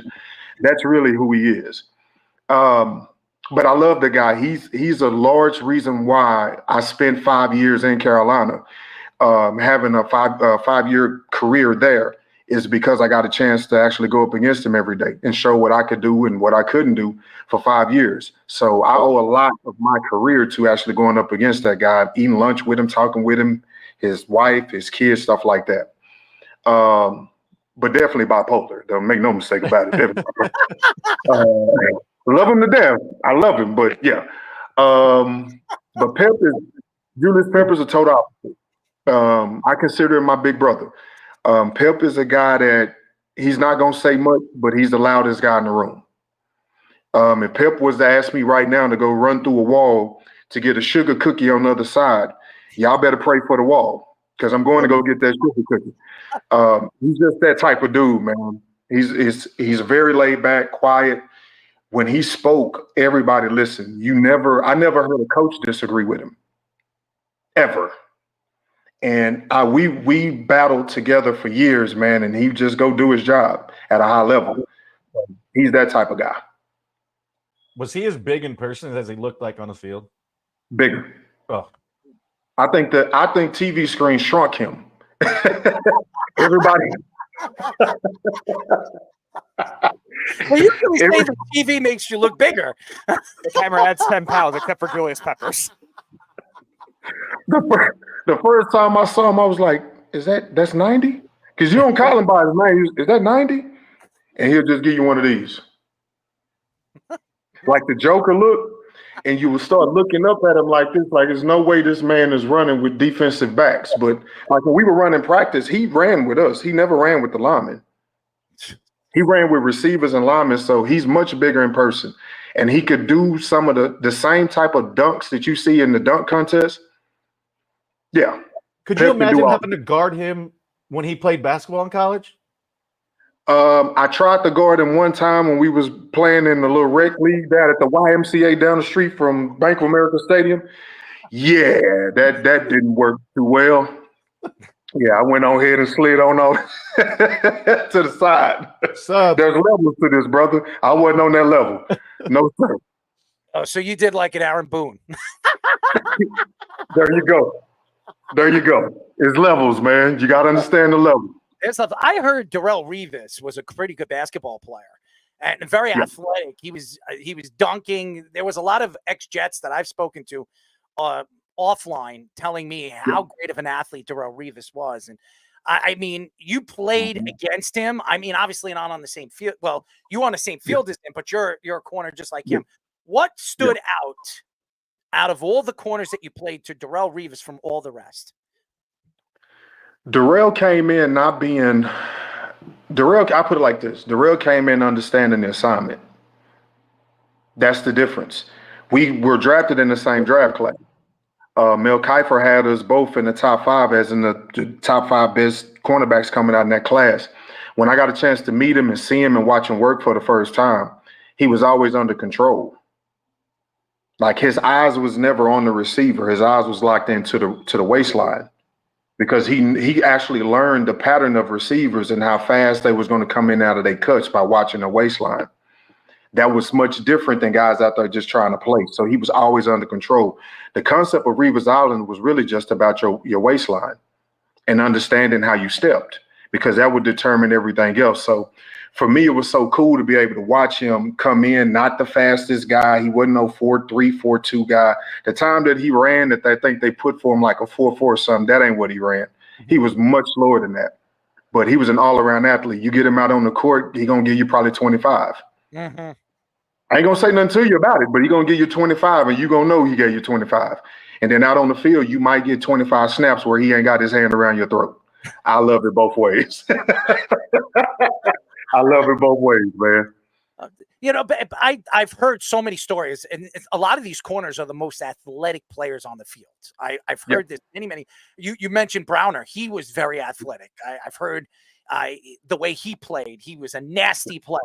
And again, Richard Sherman also very smart, went to Stanford, intelligent player. He didn't have the athletic ability, the speed that everybody else had. He was just smarter than everybody on the field. So you have to be the smartest on the field if you're going to defend some of the most athletic players on the field. By the way, who is the best wide receiver you played against and why?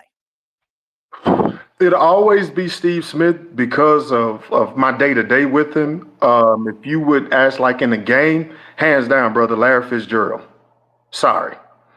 He moved like molasses. I'm talking about watching paint dry. But it's precision. He's like if you ask him to run that route at 10, it's going to be at 10. He's not going to drift up to 11 or stop at 9. That's what made him so exceptional, is that he would literally take what you ask him and he would do it. And he wasn't trying to be flashy about it. And he's about 225 doing it. What people didn't know about Larry Fitzgerald, and I had to learn the hard way, but people didn't know Larry Fitzgerald had an eye condition. So he never caught the ball like receivers just try to catch the ball. He would catch the eye of the ball. So the little black part on the end that you can barely see, that's what he would go to catch. Wow. So that's what made him different from the only other guy that I know that had that type of condition was Chris Carter, who it just so happens he was the ball boy for it growing up. So he would go and do things with the ball, man, I had never seen before. But in our scouting report, when I got a chance to learn it, I was like, oh, snap. So he's not even trying to catch the ball. He's trying to catch the little black ball part. And I think a Hall of Fame career later means that he must have knew what the hell he was doing.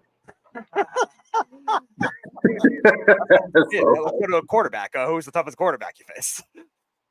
Toughest quarterback? Oh, hands down. Tom, man. Oh, yeah, that guy.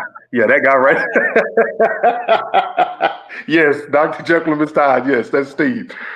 No, Tom was easily the best quarterback I ever faced, man. His eyes changed in the games. He was the guy that we all knew. Regular season, if you beat him, you're lucky. He's not going to be the same player in the playoffs. Like Peyton, you knew Peyton is going to game plan to the umpteenth degree in the regular season. He doesn't have a turn-up level in the playoffs. But Tom is going to give you this. But boy, when them playoffs start, there ain't no ceiling. So it was, and he knew everything. Like he would call stuff out, and he would actually take plays where he would allow for you to kind of like make some plays, not really make a big one, but kind of make some plays. It's all to bait you for what's to come. Peyton didn't really do that. Highly intelligent, super intelligent, but just Tom is he's a different animal, man. Sometimes it don't seem human. I mean, it just seems like he got better and more efficient as he got older, and that's the crazy part, because usually see a decline on the other side. Yeah, Yep. Father Time was undefeated, but I think he kind of he beat that formula. Yeah, he gave him the best run that he possibly could. I can tell you that much. But that was the thing, though. Tom, again, he was saving the best of him for down the road. So the early times that you got a chance to see, that wasn't really a good Tom. The Tom in his late 30s and 40s, that was the real Tom. That was the Tom that he was saving when he was in his 20s. So it was the same thing during the game. He would save his best for the very last, which was, I mean, it's amazing to do at that position. So, yeah, Tom's the best I ever played against. CJ, last question for us before we let you go, and we really appreciate you giving us the time, and we'd love to get you on the show again. You have a great personality. I could see why you're a coach, because you're so calculate and you understand the game so very, very well, and I see that when you're a coach. We've been around a lot of young, youthful coaches. We do play-by-play out here in Long Island, and we see a lot of these young coaches trying to get these kids to understand the game and the technique. It's the most important thing to learn as a young kid. When you look at the game right now, okay, first of all, my first question for you and my final question for you is, who do you got winning the Super Bowl? That's one. And my final question before you answer that question, when you look at the game, if there's a particular thing you would teach a young corner on understanding the game and what could make them considerably the better player at the position, what would you tell them as a young corner? Okay, first question. Until somebody knock off the champs, I can't go the other way. I think they know how to bend the rules better than everybody else, since that's what the game is. I'm sorry. I got my I would love for Carolina to win it. I love for the Cowboys to win it as well. But until you actually beat the jokers that know how to bend the rules better, I'm sorry. You're just not the best rule bender. And yeah, I'll just leave that at that. And they got a guy that can sling that biscuit, man. So Sorry. They also have a coach that eats a lot of biscuits. Correct. That's hard to beat too. That's hard to beat too. As in terms of what I would teach a young corner, what to look for or what to have, I would tell them to go in the closet and take everything it is that you learned and know, leave it in that closet and come out not giving a you know what. Look across at the guy that you're supposed to go play. And if you have time to study him, find out everything you can about his life. That'll tell you how to cover him on a play-to-play basis. If you don't have time to study his life, you try to take his out there on that corner. It's very simple. But again, I'm from a different style of football, mindset different, but that's what I would tell him. That's how I played. That was my thought process is I'm gonna learn everything about you. When we get out here, brother, I hope you praying because I done already did that. And I'm gonna help you up after I get done doing what I'm doing, but we got to get this done. So yeah, man, that's what I would tell him. That's what Jabba tried to do to Kevin Youkilis. It worked.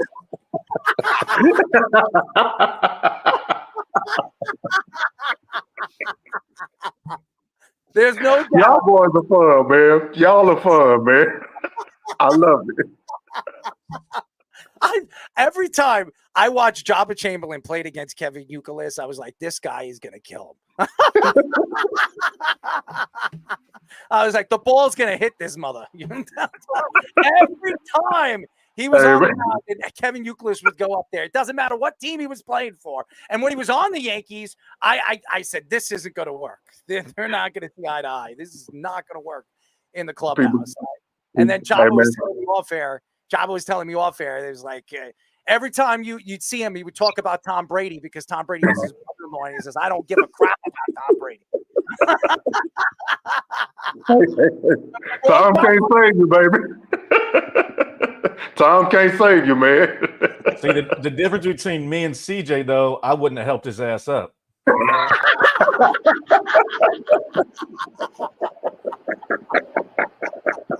Hey, touche. There you go. Touche. I like it. That's pretty good. I can dig it.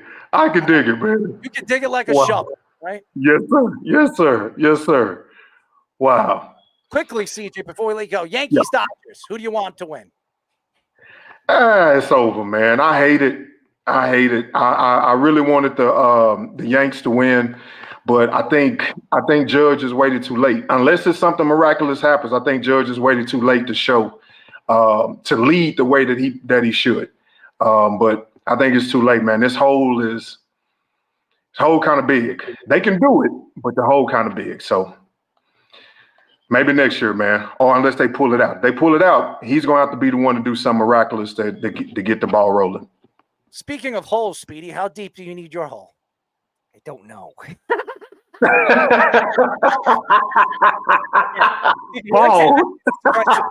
actually asked me these questions without no context of what type of hole is it. Yes, he did do that. Yes, He does it all the time. Believe me. He was talking about breakfast donut holes. That's right. It's all about flavor with donuts. It's always about flavor with you. Yes, I tell you this all the time. When you ask me flavor more than size. Speedy, did you say flavor more than size? Yes, he did. Can we soundbite that, please? Hey, man, I love you boys already, man. I love y'all already, man. We love you, CJ, and you can come on whenever you want, my friends. We'll do. I appreciate it, man. I certainly appreciate it. Just let me know, fellas, and yeah, man, I'll be on, man. Enjoy spending time with y'all.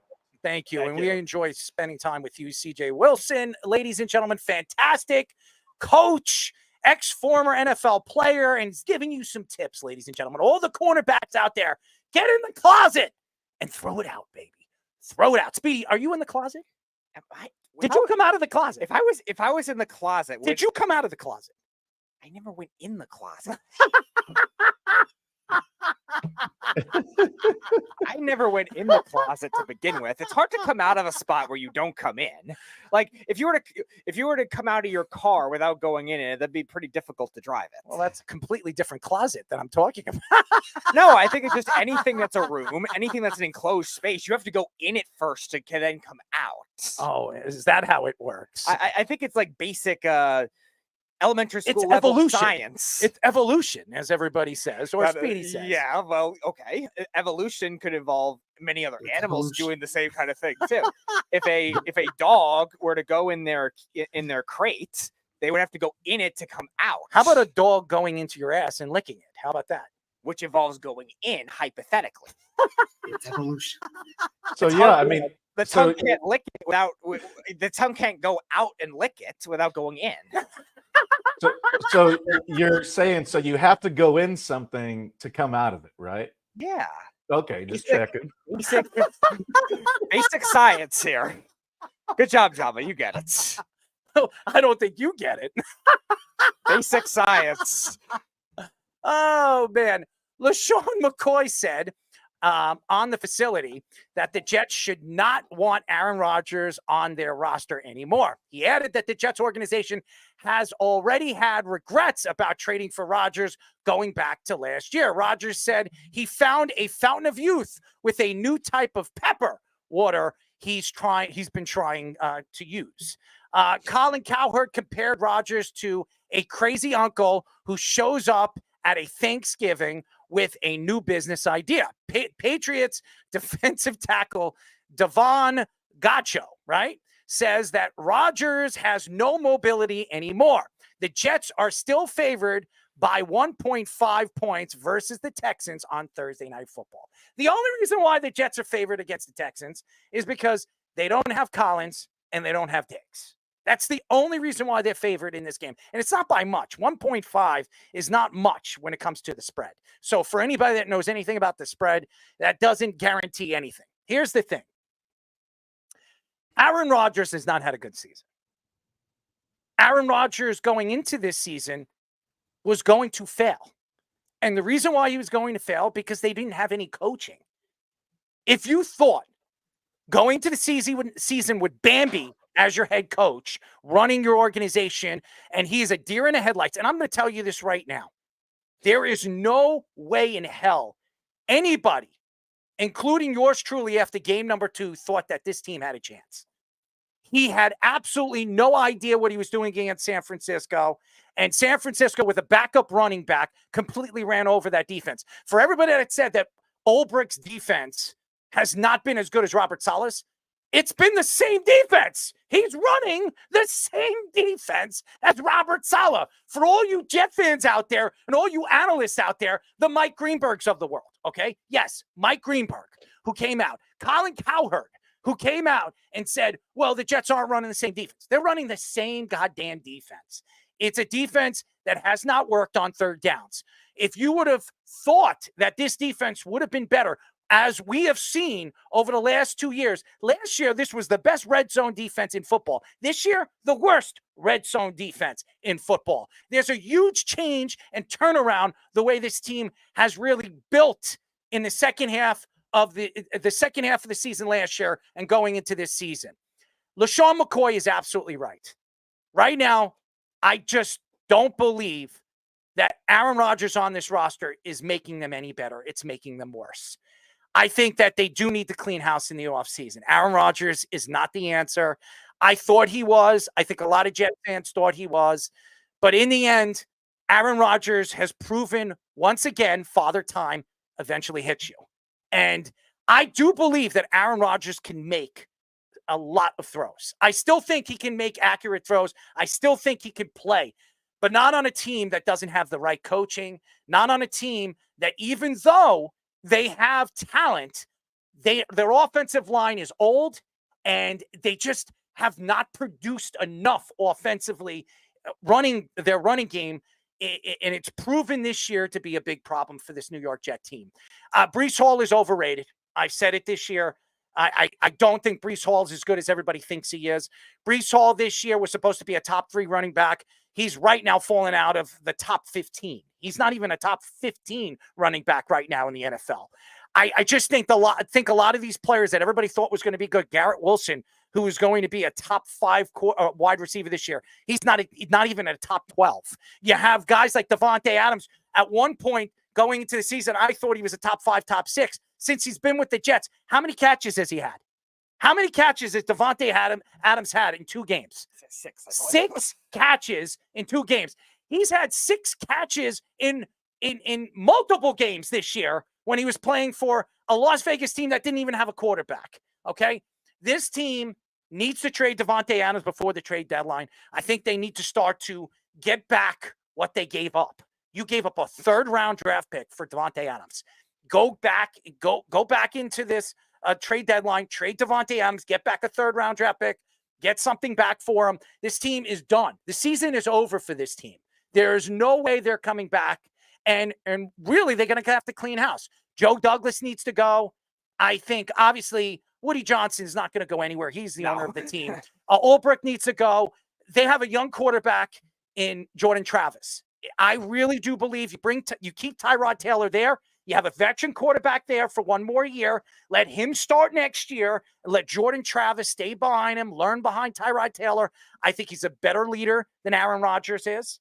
And let Jordan Travis figure out the game a little bit slower than we've seen Jet quarterbacks come into a season as the starting quarterback, as a rookie, and try to pick it up. So I think that's the route the Jets should go. I think Colin Cowherd, I will say this. I don't like Colin Cowherd's takes at any point. But him calling him a crazy uncle, I think I agree with him now. I think Aaron Rodgers is out of his friggin' mind. I just think that this team has really lost faith in him. And you can see it on the football field. They don't want to play for him. And this defense, who everybody thought was going to be a top 5, top 6, including yours truly, this defense is not even in a top 10. They can't stop anybody on 3rd downs. They're one of the worst teams in the NFL on stopping teams on 3rd down. How many 3rd down completions did they give the Patriots to Jacoby Brissett? Not even Drake May. Jacoby Brissett had how many 3rd down completions on Sunday? The worst offense in football. The worst team in football. 6 losses in a row. What are you going to say, Jabba? What are you going to say? Stanton home run. I'm sorry. You're on mute, Jabba, just so you know. You're on mute right there. Sorry, I yelled real loud and I didn't want to yell. I hit mute quick. Yeah, Homer, you're right. Giancarlo Stanton. See, so I did say that. Giancarlo Stanton. All these guys got to wake up tonight. And you had Giancarlo Stanton hitting a home run. You have Aaron Judge hitting a home run. I don't care about Jazz Chisholm. I could care. Yeah. Next guy is Juan Soto. You want to see Juan Soto get a hold of one. And then you got the big 3, hot as hell. But congratulations to Giancarlo Stanton. But again, I think it's over for the New York Jets. I think they really need to decide what they're doing with Davante. They're not re-signing Davante Adams next year. He can opt out of his contract. They're not bringing him back. They just gave up a 3rd-round draft pick for him. That was one of the 3rd-round draft picks that they had. He's gone. The pick that they gave up for Hassan Reddick, that was another 3rd-round draft pick that could be a 2nd-round draft pick. It'll stay a 3rd-round. It'll stay. They lost 2 3rd-round draft picks for 2 players that did nothing for this team. So if you would ask me right now, I trade Hassan Reddick, I trade Davante Adams, I trade Mike Williams. If you could trade Aaron friggin' Rodgers, I trade him too. This team is done. It's over. It's time to move on and rebuild this team. Yep. And we talked about it last week. We were talking about the Browns and Deshaun Watson, that whole debacle. I think when you look at a team culture shift that they really need, it doesn't happen with just talent alone. And when you have these guys that are going to create it for themselves, like Hassan Reddick's been doing all year, it's hard to make that kind of thing work when you don't have the coaching and the leadership there. We were talking about it with the Lions yesterday with Tony Lippett. Dan Campbell and Brad Holmes were the culture changers for that kind of team. Where is that guy for the Jets? And you just haven't seen it yet, as talented as the roster may be. And as good a value they might have gotten in those trades as well. Colin Cowherd's always hated Aaron Rodgers, so that's not surprising he would say that. But at this point, maybe it is time to cut the losses. Tyrod Taylor's worked with Josh Allen and Baker Mayfield. Maybe there is something there with Jordan Travis. It's kind of interesting. And I saw that rumor, too, on Yahoo, I believe it was, to trade Davante Adams again. I thought it was crazy, but who knows at this point. Why not? Trade him. Move him. There's no reason to keep him There's no reason to keep anybody on this team right now. They're 2-6. There's no way. They are going to have to sweep this season's games now. They're going to have to win 8 games if they even have a chance to make the playoffs. They're 2-6. If they win 8 games, they'd have 10 wins. They might be able to be a wild card team. There's no way they're winning 8 games in a row. There's no way. They're not beating the Texans on Thursday. And they're 1.5 favorites, 1.5 point favorites right now in the spread. They're not winning. So right now, if you were to ask me, I'd start to move players. Don't trade Sauce Gardner. Don't trade Garrett Wilson. Keep those guys. You still have them for a significant amount of time. Start building around the young players. I would not sign Elijah Vera Tucker in the offseason. He can't stay healthy. The guy has played 4 years in the NFL. 4 years. He's had 2 major injuries, 2 major surgeries, and even this year, he can't stay healthy on the field. I think they move on from Elijah Vera Tucker and start rebuilding this offensive line like they did this offseason with Olo Fashanu and start playing him at the left tackle position. Take Smith out, maybe even move Smith. If there's a playoff contender team that needs a left tackle, move him too. Move everybody. This team is done. It's over. Put a cork in them. Go ahead, Joe. I'm sorry. No, I think when you guys are talking about all these changes being made, I think CJ brought up a great point on, when you're talking about Woody ain't going anywhere, who's not going anywhere. It's, they shift off. You got to blame somebody. So you got to make some changes and they're going to delegate to other people instead of themselves. So I'll be interested to see what and how many, because there's going to have to be some changes. You're going to have to get younger. You're going to have to get more athletic. And then to the Rodgers point, do you think a lot of this backlash is, obviously, his performance hasn't been great, as numbers don't lie. But do you think a lot of it comes from a personal angle? I've always wondered that. And obviously if our box is here, his is way up here. He's always out of the box with this new seed or pepper or whatever. It's always something. And I've never met the guy, don't know him, only based upon what you read, but I don't know if you'd call it off the wall thinking or straight jacket thinking. I don't know. I don't know what you would call it, but there definitely needs to be some changes. And, I think part of it is obviously his numbers. And like I said before, Father Time usually comes and gets you. And, guys see things different as players and how they said, he's slow, can't move, no mobility and whatever. But yeah, I still think there's going to be some changes. Do I think he'll be on the roster next year? Is anybody going to take it? I just don't know how you would even handle that. I agree with you.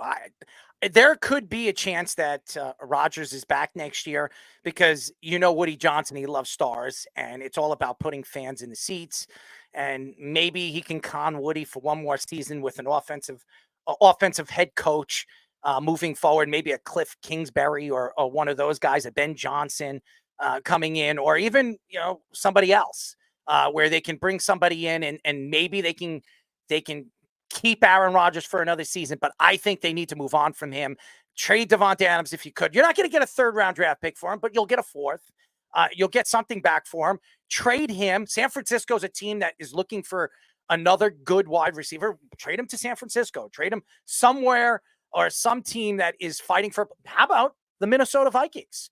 You put him with Justin Jefferson. And by the way, he loves Justin Jefferson. If you watch the wide receiving show on Netflix, he thinks Justin Jefferson is the best wide receiver in the league besides himself. And Justin Jefferson says Davante Adams is the best wide receiver besides himself. So these two guys love each other. So why don't you throw him over there? I think Justin Jefferson will prove to it. Maybe they get a 3rd-round draft pick for him. How about our friend Jason Michaels' team? He's a Buccaneers fan. They just lost all those receivers. Maybe they do it. That's right. And by the way, when we come back, ladies and gentlemen, for the first time on our show, we will be talking to 11-year MLB outfielder and founder of the Big League Approach, Jason Michaels. But first, our Sports Minute with Tommy Scoops. This is the Sports Loudmouth Sports Minute. Are you ready to get loud? With Tommy Scoops. Back again, and you all know what time it is, the Loudmouth Sports Minute with Tommy Scoops. And starting off over in the NBA, The Knicks' newly acquired center Karl Anthony Towns currently having himself a big game against the Heat, as at halftime and currently Towns put up 24 points, 7 rebounds, and is perfect from the three-point shooting 2 for 2 and perfect from the free throw shooting 4 for 4 as well. Switching over now to the NFL, the Seahawks wide receiver DK Metcalf actually misses his 4th practice, as Metcalf has been dealing with a sprained MCL suffered in his win last week against the Falcons. Metcalf says that it is still possible that he can be in the lineup this Sunday against the Rams. Lastly, to finish it up, the Ravens QB Lamar Jackson also did not participate in practice, while Coach Harbaugh actually says that Jackson was absent with the rest day. However, the injury report shows that it was a back and knee injuries that held him out today. Now it's time for Scoops to Scores. We're over in the NBA. Right now, the Knicks and Heat are currently tied in the third quarter with 74 points on the board, while the Nets currently are leading the Grizzlies 65-60 going into halftime. The Hornets have a 113-108 lead over the Raptors, while the Cavaliers have a 122-103 lead over the Lakers. The Pacers are currently holding a 112-96 lead over the champion Celtics, while the Pistons have a 94-79 lead over the 76ers. The Wizards currently have a 109-96 lead over the Hawks, while the Magic are currently leading 62-52 at halftime against the Bulls. Right now, over in the World Series, the Yankees currently have a 5-0 lead over the Dodgers at the top of the 4th. Wow, that is all the time I have for you guys, ladies and gentlemen. I am going to kick it back to the boys for the continuation of the Sports Loudmouth. This is the Sports Loudmouth. A baby turtle, just like you, play one-note hard. I'm not going to eat Java.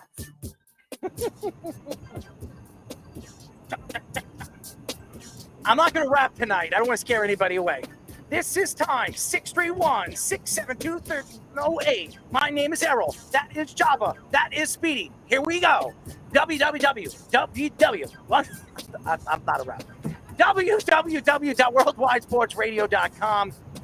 You can listen to us every single week on Mondays and Wednesdays at 7:30 p.m. Me, Java Chamberlain, and Speedy Petey. Go to our website at www.worldwidesportsradio.com. And I want to apologize to our friend Jason Michaels, because I told Speedy, I'm all over the place over the last couple of days. Jason has been on our show before. I want to apologize to him. So Jason, my apologies. We are now talking to 11-year MLB outfielder and founder of the Big League Approach, Jason Michaels. Jason, what's up, buddy? Hey, thanks for having me on. Appreciate it. I want to apologize because I told Speedy I'm all over the place today. I've been dealing with a couple of things over the last week, and I forget things. So I want to apologize. I know that I'm pretty sure you're in Tampa. I was in Tampa recently. We were supposed to meet up. Am I not right about that? We were supposed to meet up. Well, if there was time, I mean, that's all good. If there was time, yeah, there was time. I mean, there's been craziness over there. I mean, after the hurricane. I mean, yeah. how is your facility? How is your facility right now? How is your family after that big storm? Yeah, I mean, everything was good. Sorry, I was looking at the game and Judge. What a grab by Aaron Judge! Yes, unbelievable grab. Oh, he did catch it. Okay. Yes, he did. Unbelievable grab. But no, yeah, both of those hurricanes came through, and it was crazy. And I stayed in my house for both of them, and the amount of rain and the wind was unbelievable. But I think that we got lucky where I was at. We were just north of the storm, and Sarasota, Sanibel Island, Anna Maria. I mean, they got smoked. It's hate to hear that, but it wasn't good. So, getting into the playoffs and going through this slump that Aaron Judge has had, what do you think has been the problem for him? Does he not see the ball? Is it technique? What has been the problem? I mean, right now you're a coach, you're a hitting coach. What if you were coaching him right now? What would you tell Aaron? What do you think has been his problem? Well, he was. So this was the first 3 games. It looks like, obviously he had a home run, his first at bat today, but even yesterday. So to me, the first 4 games, he was just in between. He just didn't have a plan that could trust. And the thing that frustrates me a little bit is that he wasn't making any adjustments. I can see the direction that when he was swinging, everything was trying to go to left center. And, they're throwing him, obviously fastballs, in or up, and then, curveballs away. And he was just in between, but I didn't see him make any adjustments. I wanted him to make some adjustments, maybe a little two-strike approach, and really try to stay inside the ball. I mean, that's what they're trying to do. I just think he was in between. That's what I think. It's an awful position to be in. It sucks. Every hitter goes through it at times. I mean, with the unbelievable season that he had this year, and him to kind of get shut out here. So I mean, until today, but he's such a great hitter and very big part of their lineup. So I want to reference the message that you sent us on Twitter. You said that Torres and Soto are the only ones that have a real legitimate approach. So you're not even including Stanton and that kind of thing. And then obviously Judge, you were referencing at the beginning. So explain what you mean by that kind of thing. Yeah, to me, Torres and Soto is going to give you a great at bat every time, no matter what. No matter what. I mean, I have yet to see an at bat where he gives an away an at bat. And Torres is, to me, he's been locked in. I mean, I feel like he's been having really good at bats, really good takes, swinging at strikes, taking the balls, kind of the bottom line. And so those were the only two guys that I'm really seeing giving the Yankees anything.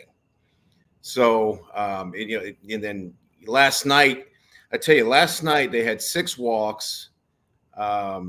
A lot better at bats in general, just a lot better at bats. Use the power of Yankee Stadium, use the fans. Today they came out swinging. To me, today was nothing against Flaherty. I think Flaherty is a good pitcher. I don't feel like his fastball is really jumping from him. When he has his curveball working and his slider working is good, but that fastball just wasn't getting it for them. And then going against Cole, Cole's I just knew Cole was going to give you a good outing no matter what. Going to be a tough pitcher, but today, they look pretty good. Baseball's a crazy game. It could be any day. One day the offense can be on, the pitching could be off, and then vice versa. It's crazy, and sometimes how that works. But I'm glad they're turning it into a series. I mean, I want to see all 7 games, be honest with you. But I'm glad they're turning it into a series. I think, in my opinion, the Dodgers have the deeper team. But it doesn't matter. I mean, baseball is it's so different. I mean, it really is. And at any given time, teams can win crazy ways. So. Jason, what's up, man? How you doing? Yeah. Good, bud. I always find it interesting when you talk to guys that teach the game or teach anything, and I've dabbled with a few kids and here and there, and I always felt like it was more important in reading like your guys' approach before you actually, obviously they come to you for advice and hitting and whatever. How do you feel the mental aspect of having a plan, of having an approach goes into that and how that translates into, and obviously we've seen being in between.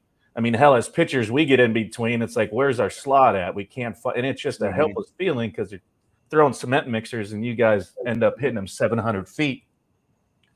You are 0 for 2 off me though, but I just had to bring that up. I'll tell you, I mean, I'll never forget the 2007 against us Indians when those gnats were attacking you. I mean, that is the only thing. I honestly believe that was the only thing that helped us. I mean, we had a good team, but you were throwing the ball so well, and it's just, a tough at bat each time for our guys, and but. Going back to the mental side, the mental approach, I mean, it is so huge. I mean, and there's so many similarities between hitting and pitching, not only the mechanics of the body, but also the mental side of pitching. I coached 1 year, my 1 year with the Nationals in the minor leagues, and they kind of signed me as a mentor rover.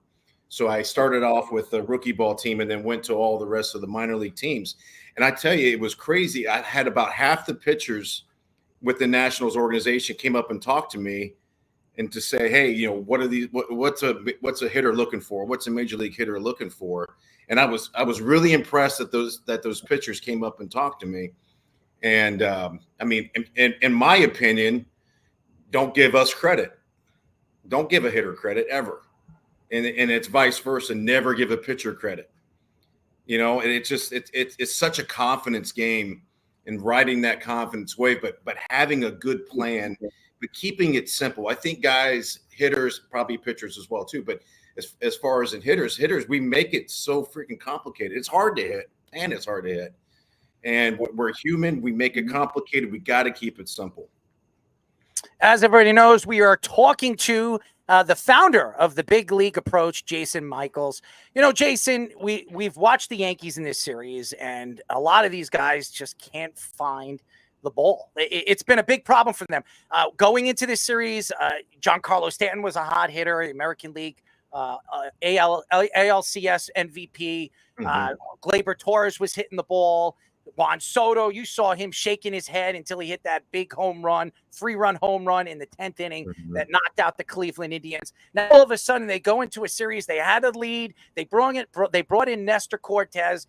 They could have been up 1-0, and maybe in this game, if they win this game, they'd be up 3. They should be up 3-2 or 3-1. I mean, that could have happened, but obviously that unbelievable grand slam home run by Freddie Freeman, he's been unbelievable.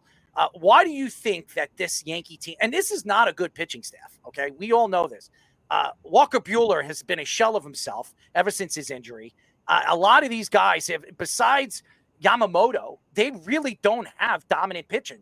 Why has it been so hard for the Yankees to figure them out? You said, why has it been so hard? For them to figure out these pitchers. Well, I think in general that a lot of the Yankee hitters were getting too big. I mean, I look at specifically Rizzo. I think Rizzo's really swinging way too hard, trying to do too much.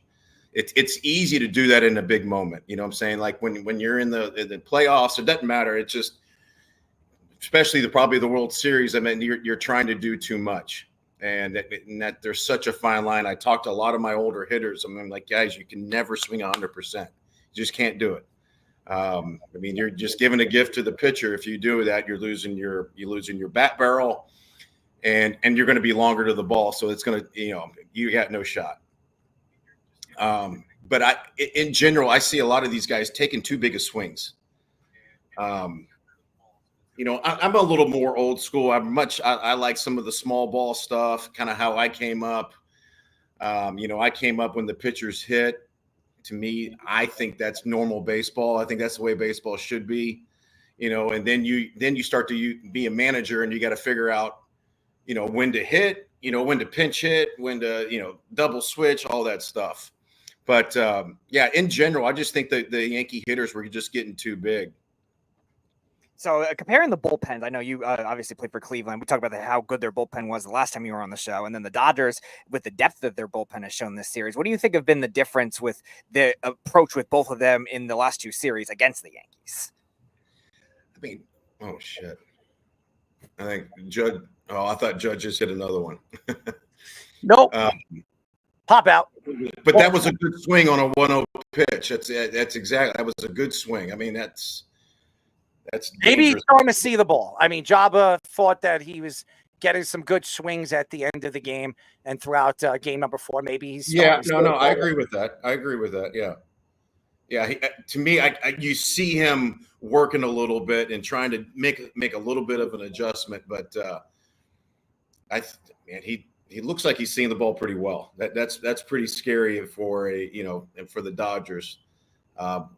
Such a great player. What was the question again? I was going to ask the difference with the Cleveland the bullpens series and the Dodgers. Yeah. tell you, I mean, I like both bullpens. I really do. I feel like, they're pretty hard on Holmes. I think he's got great stuff, man. He's got really good stuff. This guy pitching right now, was it Kopech, whatever for, yeah, he's got good stuff. I mean, a lot of these guys just have electric stuff. It really is. Trinan's got electric stuff. I mean, I love the job that Hill's doing for the Yankees. It's, I tell you, I think it's just for, as far as and for the pitchers and Jabba probably has a better sense of this, but from a hitter, I mean, it's, if these guys, if they're able to pound the strike zone, get us to chase, I mean, we got no shot, that's really what it comes down to. But it's just, we as hitters, can we swing at strikes and hit the ball, or and take the balls? Swing at the strikes and take the balls. Keep it simple. Speedy likes to swing at things and take the balls, right, Speedy? No, not even. You're taking the ball. You like the ball, right? No, you're literally a game one Aaron Judge. You're 0 for 2. So you don't like hitting home runs? I don't like swinging at things, and I don't like taking balls. What about bats? No, I definitely don't like taking bats. Okay. Long or thick? Long or thick? No, remember, it's not about the size; it's about the taste. Thank you. Jabba remembers. No, but Jason, to your point, that's why I called the Judge Homer early in the show before the game got going, and it was just some of those takes that he had in his at bats yesterday, where early, like when he was in between, he was flailing on the cutter, the sweeper, the slider, whatever you want to call it. He was flailing and getting caught in between, and then seeing some of the takes that he had, and it wasn't so necessarily a check swing. It was like he actually just spit on it and saw it. Yeah. So for me, it was just those at bats, and then obviously the single in the 8th where his approach just looked better. Mm-hmm. And I mean, that's the best thing about the game of baseball. You got to have a short-term memory because you're going to get the chance to go do it tomorrow. And obviously, first AB going deep and just building off that confidence, and his swings just look better. I mean, even though warning track right there, but his head plane and everything else looks just better towards the ball without the flailing. And that was kind of what I noticed in his at bats throughout the game yesterday, where I was like, it might be trouble if he gets going and he starts seeing the ball the way that we all know he can. And I mean, I completely agree. And a lot of, I tell you, it's it's a little new. It's a newer age right now in baseball. I do work with some minor league guys, and they'll come in and I'm getting into a point here. They'll come in and all they want to work on is their swing. And I'm like, I said, we don't need to work on your swing. You know how to hit. To me, what you need to work on is having a consistent plate approach. Bottom line. I mean, all these guys, and I think Major League Baseball is kind of going that way. They're kind of making these guys, us hitters, robots a little bit, and I'm kind of nervous for the pitchers too. I feel like that they're just getting these guys come in, max effort. Hey, you blow out, we got somebody else. I mean, I hate saying that, but it's kind of going that way, I mean, it's a business, and we're the pawns, and it's a business. It is what it is. But going back, I wouldn't ever question anybody's swing in the big leagues. If they had a bad swing, it's because they had a bad pre-pitch thought. I tell you that right now. But everybody wants to go to the. No, I'm not talking. I'm just saying everybody wants to go to the swing. All these gurus and stuff like that. I'm like, F the swing, man. It has nothing to do with the swing. It has all to do up here. I guarantee, if you don't have confidence, you're going to have a shitty swing. Bottom line. I watched the game, and I wasn't a professional baseball player. You guys were professional baseball players. I mean, obviously, Jabba, you were at one point one of the best relief pitchers in all of baseball. And then obviously, Mr. Michaels, you played in the league for 11 years. So you have to be good. You have to be one of the best at your position to play in the major leagues as long as you did. you look at these guys, and I've watched baseball my whole life, and I've tried to, I've been fans of guys like Danny Tarnable. And remember Danny Tarnable with the Yankees, and he was a power hitter for the Yankees, but and he was, if you guys don't remember, I also liked Roberto Kelly when he was drafted by the New York Yankees. He was the one that was traded for Paul O'Neill, and Paul O'Neill transitioned and changed everything for the Yankees for the years because he was the warrior. That's whatever. When I watch these guys, I always liked, I didn't necessarily like the home run hitters. I like the guys that hit in big positions, and that's the guys that I just love. Bernie Williams. Look at what Bernie Williams did for the Yankees for so many years. And then obviously Tino Martinez and Scott Brosius. These guys, they weren't superstar players. They were good players that when they came to the Yankees, they fit very well with the core of the team. When you look at the game now, I just think it's all about the star now. The Otanis, the Judges, the Betts. It's all about the superstars now. It's not about, well, I want to bring this player in because he fits. He's going to be a role player. He's going to be a big, fortunate player in the playoffs when we need him to get a big hit. Why is it all about the superstar now and not looking for those role players that could really change the game for you in the playoffs? Social media. Social media. It's just everybody, like, they get up here and they want to brand themselves. Oh, good job of hitting. But they want to brand themselves. They want to come up and brand themselves. That it's just a shift. So in general, I feel, in my opinion, I feel like they're getting away from hiring the ex players that played the game to teach the game to the younger guys and say, hey, this is how you to be a professional. This is how we respect the game. This is how we respect your teammates and the opponent. There's a lot of stuff going on, and I understand what they're doing. I mean, I just came up in the old school way where, hey, Rook, shut your mouth. You go out, you play hard, and if we like what you're doing, we'll invite you for a beer after. That's really that's really it. But you don't have that now. Now these teams are a lot younger. There's no veteran players really around. And I think that's what baseball is missing. They're going more to the analytics, which I'm fine with, but not, you can't base everything off analytics. You really can't. There's things that analytics can't measure. So, I can go all day. Honestly, Errol, I can go all day about this. I know, but besides Derek Jeter and Bernie Williams, of those guys, it was always the role players that won those games for the Yankees. The Paul O'Neills, the Scott Brosius, the Tino Martinez. Those guys were role players. They were just gamers. They were gamers at the time. They were like, hey, whatever it takes for us to get on the board here.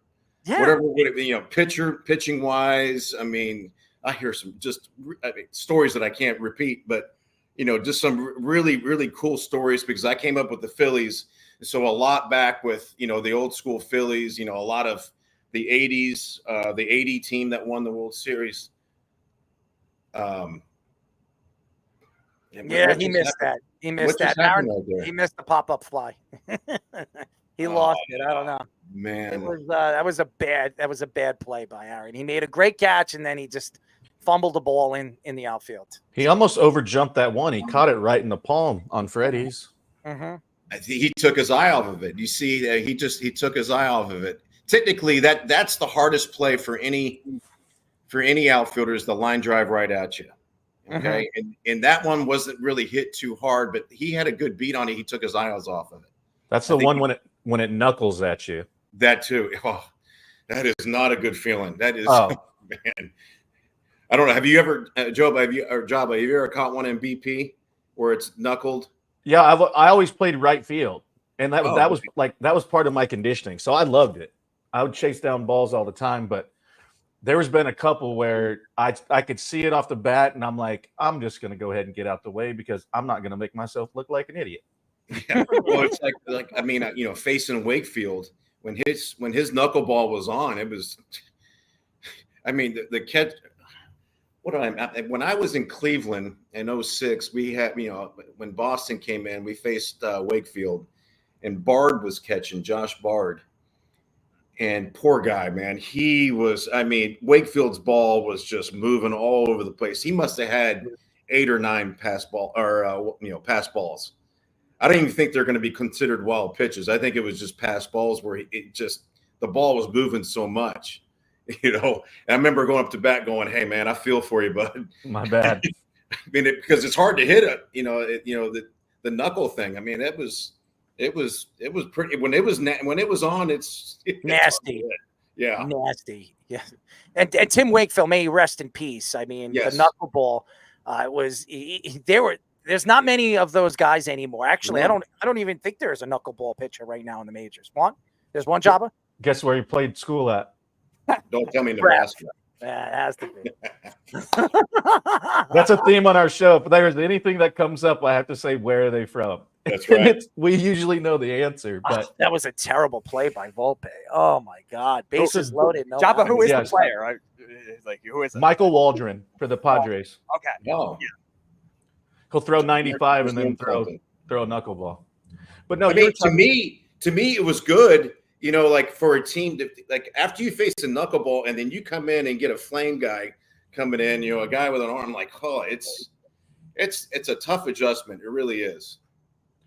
No, but you were talking about like veteran stuff and talking about, hey, if we like what you're doing, and that's how I think the game changed, because I came up that way too. It's like, hey, grab your pink backpack, make sure everybody has their chocolate bars or their Red Bulls or whatever.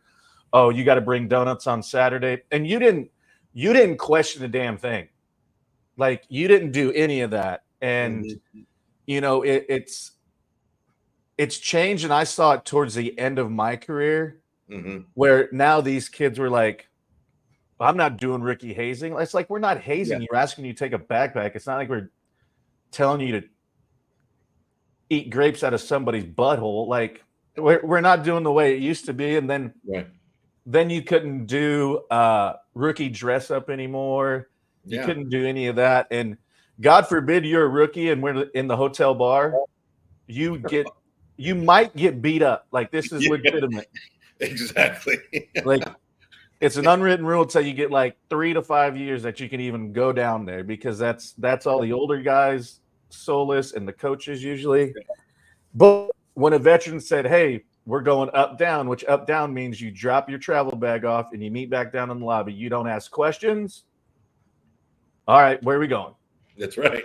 That's it. And now it's completely changed to where like that aspect of the game, like, do I love some of how they've let this younger generation show their personalities a little more, because it's brought a younger crowd, and we've kind of seen that through the viewership of the playoffs this year. But I still think there needs to be dynamic of where you have those leaders, the one that's going to kick you in the butt and say, let's get going. Then there's going to be the other silent ones that are going to wait for the right time, put his arm around you and be like, hey, we expect better from you. And I don't know if there's enough of that. I think everybody just tries to feel like they're on the same playing field, which, yes, we all are because we're there, but there are certain dudes that have a different respect and, integrity towards what they're doing and how they've respected the game. So I think there needs to be a little bit more of that. I do like the energy and the personalities being able to be shown more. So I'm still old school where I get the analytics, but you still got to have this and you got to use these. And you're going to see like, oh, yeah, he has a great launch angle. Oh, yeah, he's, this camp, that camp. Well, he goes in the game, it's second and third, 1 out, and he is selfish and tries to go deep. Instead, all he's got to do is hit a ball on the ground to the right side and just the little things where if you don't put your eyes on something. I had a great story. She was our old groundskeeper, and her son just blew his elbow out, and he'd done all that, showcase stuff and whatever, and he's the same age as my son. My son's a freshman in college now, and they were getting DMs like, oh, we love your son, he just blew out a week ago. But they just looked at his profile and seen 6'2", 190, good 60, bat speed, blah blah blah, and she was like, my son just blew out. Like, now they're just going off these profiles, and it bothers the shit out of me. I can't stand it. Cole's throwing heat right now, by the way. I'm just letting you guys throwing 99, 98. He's just punching it in. He's challenging Ohtani. Go ahead, go get it. But I mean this is what Cole can do. I mean, you don't need to be at freaking 97 to 100 all the time. Mhm. You know, change your speeds. I mean I feel these pitchers nowadays Just struck out Ohtani. Just struck him Yeah. out. He is throwing lightning stuff right now. He's No. telling like, Hold on. I must be a tad behind. Trust me, I'm always behind. It pisses me off. You guys must have that. We're in New York, you know, man. you We guys- got that speed, baby. We Yeah. got that speed.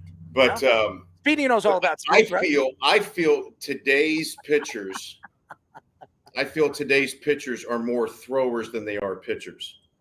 I wish that these guys, because I mean, I see this shit on Twitter all the time, or X, whatever you want to call it, that they're posting sophomore, or freshman velo, and how many times I want to just go, why the F?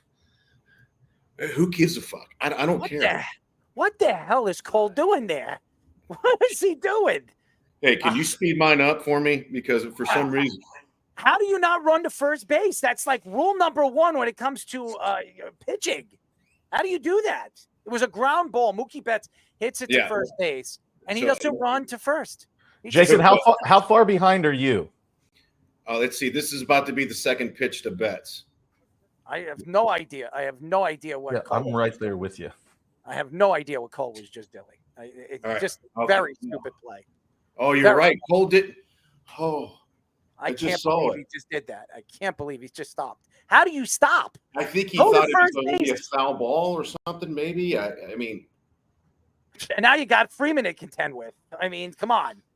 Bases loaded, 2 outs, and this guy is up who's been killing the Yankees. And by the way, if he hits a grand slam, they tie the game. Shut up. I'm just what do you want me to say, man? What do you want me to say? I'm just being honest here. This guy's been seeing the Well, ball. yes, we know. We can do simple math. Well, thank you. Don't talk it into fruition. Jesus. Oh, man. Well, Chopper, I'm just trying to help here. I mean, seriously. all right. I'm trying to do this here. All right, if they get Yeah, out, look sure. at the Yankee fans. They're grabbing themselves. Speedy, you know how to grab yourself. Again, I don't care about demonstrating it here. Good pitch. I will. Yeah, we know. I'm about to do that in a second. Oh yeah. I tell you, I think Freddie's got a pretty good consistent approach here. Mm-hmm. Listen, if Cole just ran to first base, this inning would be over and they'd have Yeah, no run. I'm sure he's kicking himself. I already know it, but you got to get past it. You got to move on and you get focus. Yeah, Short- strike out term. Freeman, Nothing else you and can strike do. out Ohtani, and you get out of this inning and just hope for the best to get keep that lead. These Now, guys. as a hitter, you got to stay just. Oh shit! Almost 2 strikes. I mean, he chased. It is 2 strikes. It's 1 and 2. It's 2 strikes. 1 now. and 2. Yeah, 1 and 2. Right. 1 Is and that 2 where you right guys are now. at? The Yankee fans are, like I said, grabbing themselves right now. I mean, like I said, Speedy's not a Yankee fan, but he just likes grabbing himself. Here we Again, go. I'm not demonstrating it. You notice how Cole stayed away? Hasn't even tried to come in with No. anything. He's not doing that. Oh. Not with him. And he's Wait, got to good- keep it away from the strike zone. That was a good pitch right there. He got luck. I mean, to me, as a hitter, I'm going, fuck, I'm glad I fouled that. Oh, there's another hit. Shit. Oh, no. There's another hit. Yep. Son of a bitch. You guys are that. 5-3, ladies and gentlemen. Here we go. Everything's pouring because it just. Listen, bad defense. This is probably the hit that's about to come up right here. Yep. It's bad defense. It's just bad defense, the Yankees. And if Oh, the yeah. Yankees- Volpe. Yeah, that was Volpe and Judge. 2 mental mistakes. Oh, and Cole. Yeah. 3 mental mistakes right there. Mhm. I But can't. you can't give a team like this 5 outs. You can't. Nope. Shit, or 6, because And you struck out Ohtani, and you had one more, and all you had to do was run to first base, and the inning would have been over, no runs. And now you're giving up 3, and now you're giving them confidence that they can come back. It's only the 5th inning, and they got the whole bullpen all ready for the Yankees. So, hey, what we just talk about? He didn't try to go in. He goes in and he hits. It was 99.5. Hold on, let me go back. I tell you, it wasn't a bad pitch. It was. I mean, 99 inside. That's hard to hit, man. I wonder how his thumbs feel. Hey, I bet you he doesn't even feel him right now. Oh, he's not feeling nothing. That's a good pitch. That's what I think. I'm like, damn, that's just good. That's pretty good hitting. all right, man. 2 strikes, 2 outs, 5-3 Yankees. I mean, this catch, Aaron Judge really screwed that one up. I mean, just 3 too many mental corners, mistakes. too many mistakes. Yeah, 3 mental mistakes in this. And Chisholm not catching it at third. I mean, he could have grabbed that. I mean, he should have. I know, but it's That's the a throw. tough The play. throw needs to You be got a better. guy coming into you, and you're going into him. You just don't like Jazz, so you won't. I don't like him. Why I not? don't. Why? I mean, because I don't like how he goes out there and opens his mouth. You haven't been a Yankee long enough. You don't be speaking. Okay. Until I you like win, and until you do it in the big game, I don't want to hear you. All right. Okay. That's it. Derek Jeter, he didn't do it, but if Derek Jeter yapped his mouth, I'll take it. Paul O'Neill, when he did it in the big game, is this gone? This is gone. No way. Nope. But they're getting the runs. Yep. It's tie game now. Yep. Holy shit. Yep. Just terrible. I mean, honestly, I love this because this is the baseball I want to see. But I know, I'm assuming as a fan on either side, this. I tell It's typical Yankees. Boone's been getting a lot of heat this year. This is not Aaron Boone's fault. No, none of it's. I don't never fucking blame the manager, not one bit. This is not his fault. This is just. I never blame the hitting coach. I'm the one swinging. He doesn't fucking swing. Mm-hmm. Aaron Judge not catching a pop out fly. That's 6 outs this inning. Mm-hmm. Like they say, hitting is contagious. Yep. So are plays like that. It's horrible. It's horrible. And they'll probably knock this ball in and they'll take the lead. It's typical. It's typical that this is going on right now. It's just horrible defense. And if the Yankees lose this game and they lose this series, it's going to come back to just stupidity, absolute stupidity. Mental mistakes.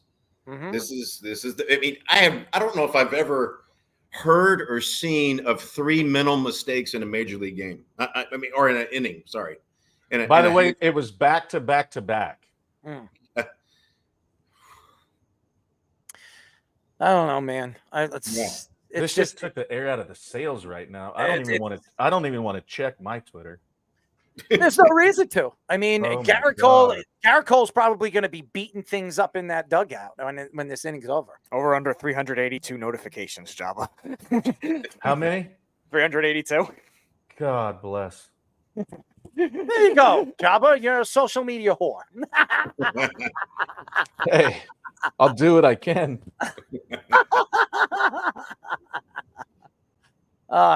Now he's just now Cole's just. What's the count? I'm at 2-0. 3-0. He's lost the confidence. He doesn't trust the stuff anymore. He's done. I bet he's probably a little pissed. Oh, I would be too. I mean, all you had to do was run at himself, and it's his fault. I mean, it's his fault. That was his fault. I mean, run to first. That's rule. That's 101 when it comes to pitching. I'm not even a professional pitcher, and that's rule 101. Run to first base.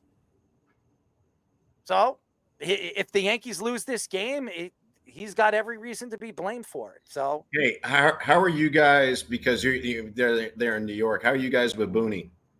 I like Aaron Boone. I think he's a good manager. I've always stuck up for Aaron Boone. 6 out of the 7 years he's gotten this team into the playoffs. Only 2 managers. He's one of 2 managers to ever do that.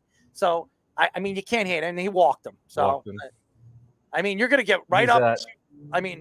What, Ohtani's going to come right up before you know it. I mean, seriously, he's gone through this whole lineup already. So, is that Canley in the bullpen? Kiki Hernandez right now. So, and this guy smacks the hell out of the ball right now. in the World Series. Jabba, He's been doing it. Jabba, tell Jason the stat about Canley. Oh, he threw 61 straight changeups. I knew he had a good changeup. 61 straight. I never heard anything like that. How did he do? How did it work out? He didn't give up a run. I mean, I heard that his changeup is outstanding. Just think, if the Yankees got out of this inning, probably the game is over. You know, I really think that the Yankees would have, if he just ran to first base, it would have been 5-0. He would have taken the soul. They would have gotten one. No. If he ran to first base, they wouldn't have gotten one. It was bases loaded. That was 2 outs. 2 outs. Oh yeah, they didn't score on the one from Judge. That's right. Yeah. It would have been 5-0.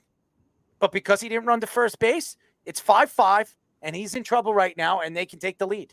Because everybody makes fun of PFPs, and they are very mundane and very boring for us. But we've seen it cost teams in the World Series. You remember the Cardinals-Tigers series? That happened where they had two throwing errors and didn't cover first in the World Series. Wow. Oh. Why is this making me fundamentals? Hungry? Yeah, fun. It comes down to fundamentals. Fundamentals. You got. I mean, and some of my clients are like looking for new and edgy 2 strikes. Edgy. What the hell drills? I'm like, no. We're going to swing the bat. That's what we're going to do. I always love people try and reinvent the wheel. This game's been going on for how long? You put bats 150 years. 150 years. All right, 2 strikes. Let's see if we can get out of here, and they can move on 5-5. Yeah, you guys tell me what's going on here. I'm at 1 strike. Come on, there you go. Volpe gets it out. They got him 5-5. That's the same thing, Jason. I would always say, like, these guys would want these new bats every year, and I go, well, first of all, you're getting a $500 bat and can't hit a $20 ball. Let's figure something out. Well, I mean, these freaking bats are expensive as shit. Yeah.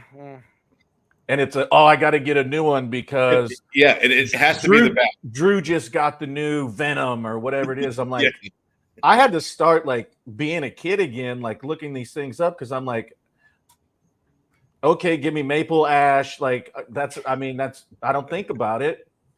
And then I'm like, now Carter, he's playing varsity in high school. And then you're like, well, I know nothing about this. So I'm like, okay, what's this mean? Like, oh, it's this. I'm like, all right, I guess I'll just sit in my office and be like, okay.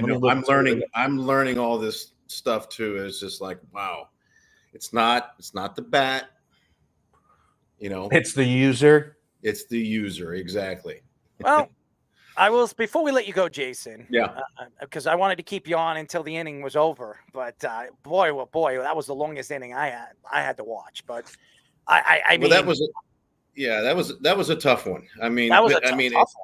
I mean, if the Yankees lose, that inning is going to be coming up every single time. That was a horrible inning.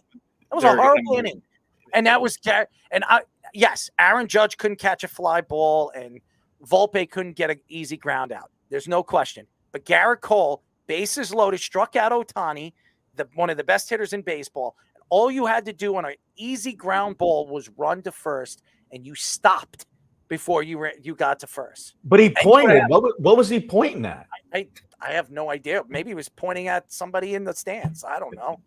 He was pointing at something. I mean, obviously, he was maybe the red flag that he was giving him a chance. Hey, Errol, real quick. Mm-hmm. What about those 2 fans from last night? Oh, we spoke about that, but yeah. I mean, are they banned? They're banned as far as they're banned for the rest of the playoffs. But they got refunded. They got refunded, which makes absolutely no sense. As Jabba told us, they got refunded. So that makes no sense. I think they should be suspended for next year for the full season. I do not believe the Yankees should give them season tickets because they were season ticket holders. I waive their tickets for next year, give them back their money, and don't let them go to the ballpark. I would can't get over that.